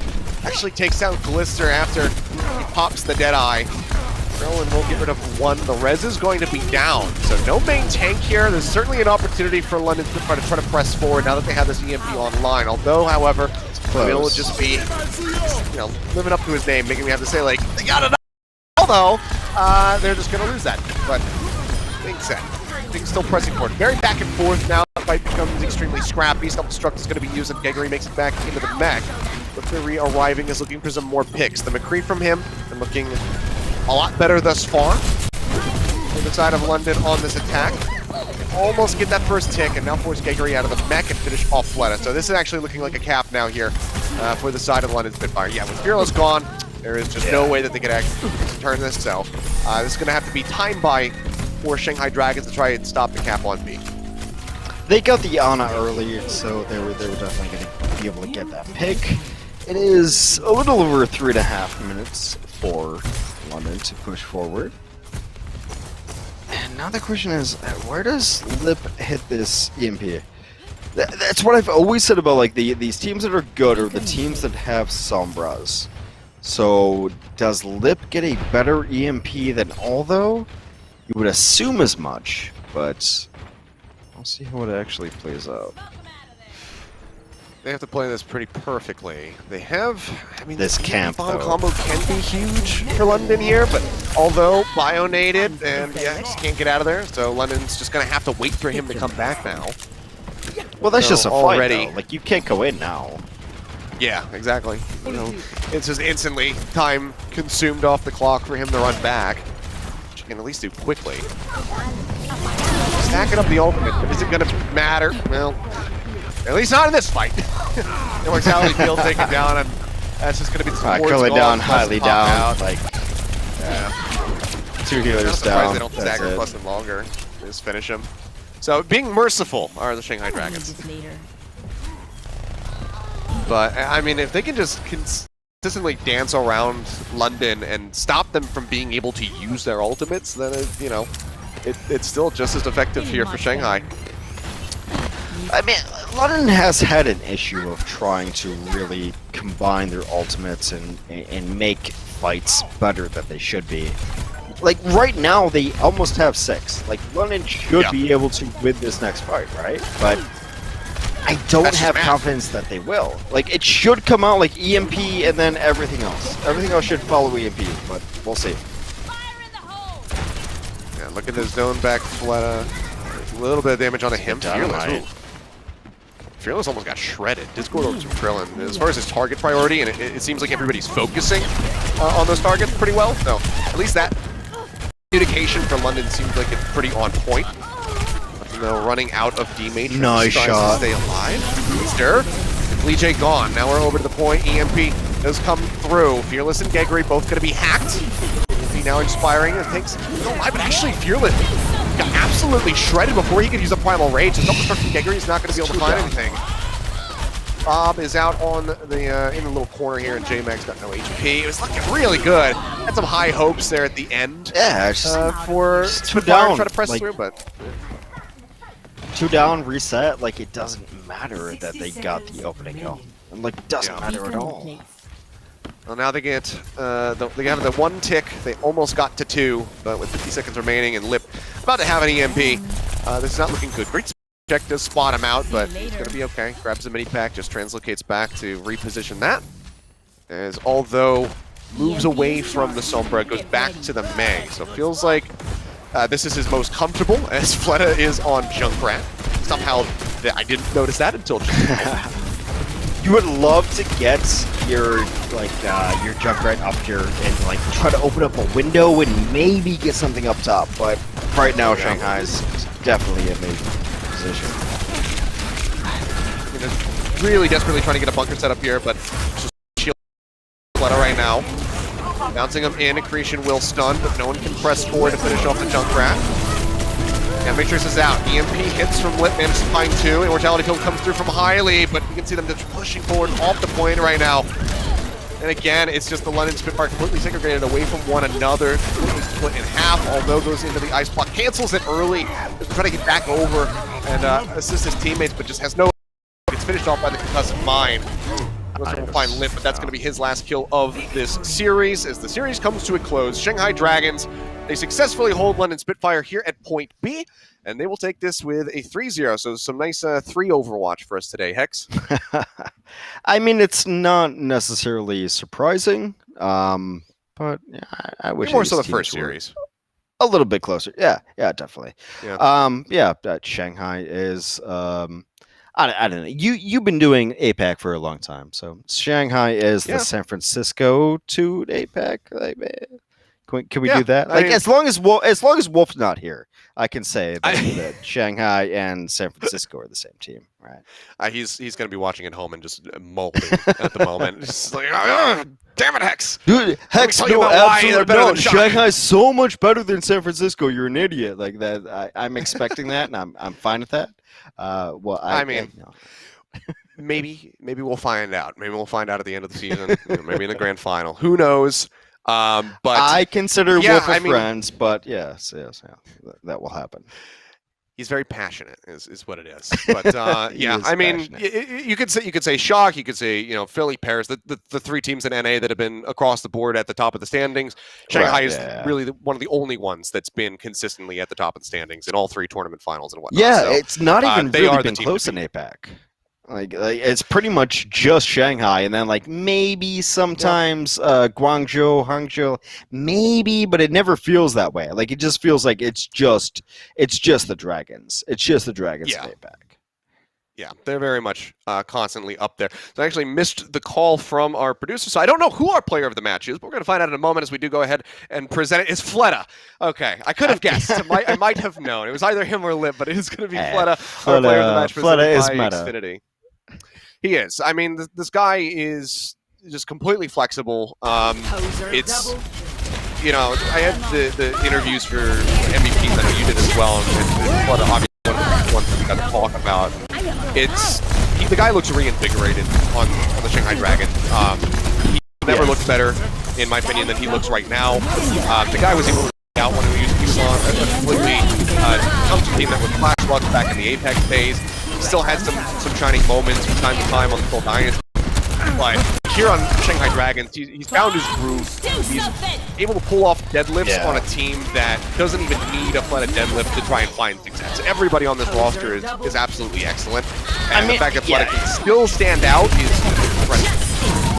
It is absolutely bonkers. Like I was watching APAC, just trying to like reset myself and watch APAC, and like realize it.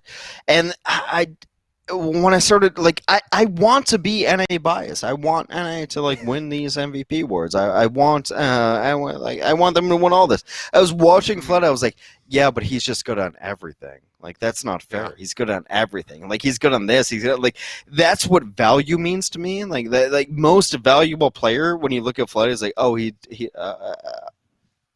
like it's just Fleta. Like he's nuts on everything. Like, you can't take that away from him. So yes, absolutely, Fleta is just the best player that we've seen for a while. A very well-deserved victory for him. But that does it. That does it for us here, Hex. I mean, a very fast day, back-to-back 3-0s. So congrats to the Seoul Dynasty. Congrats to the Shanghai Dragons for picking up their wins. And fun times subbing in here. For Jaws, hopefully he's got his tech issues taken care of so he can be back on the broadcast alongside you tomorrow evening. We'll find out. And if not, then I'll be here to hop in again and support where possible. But it's been fun. And guys, make sure that you set your alarms, wake up, or stay up, as I always say, and check out the NA matches because that's going to be coming at you later on this evening. So check overwatchleague.com for the schedule if you don't already know it by memory.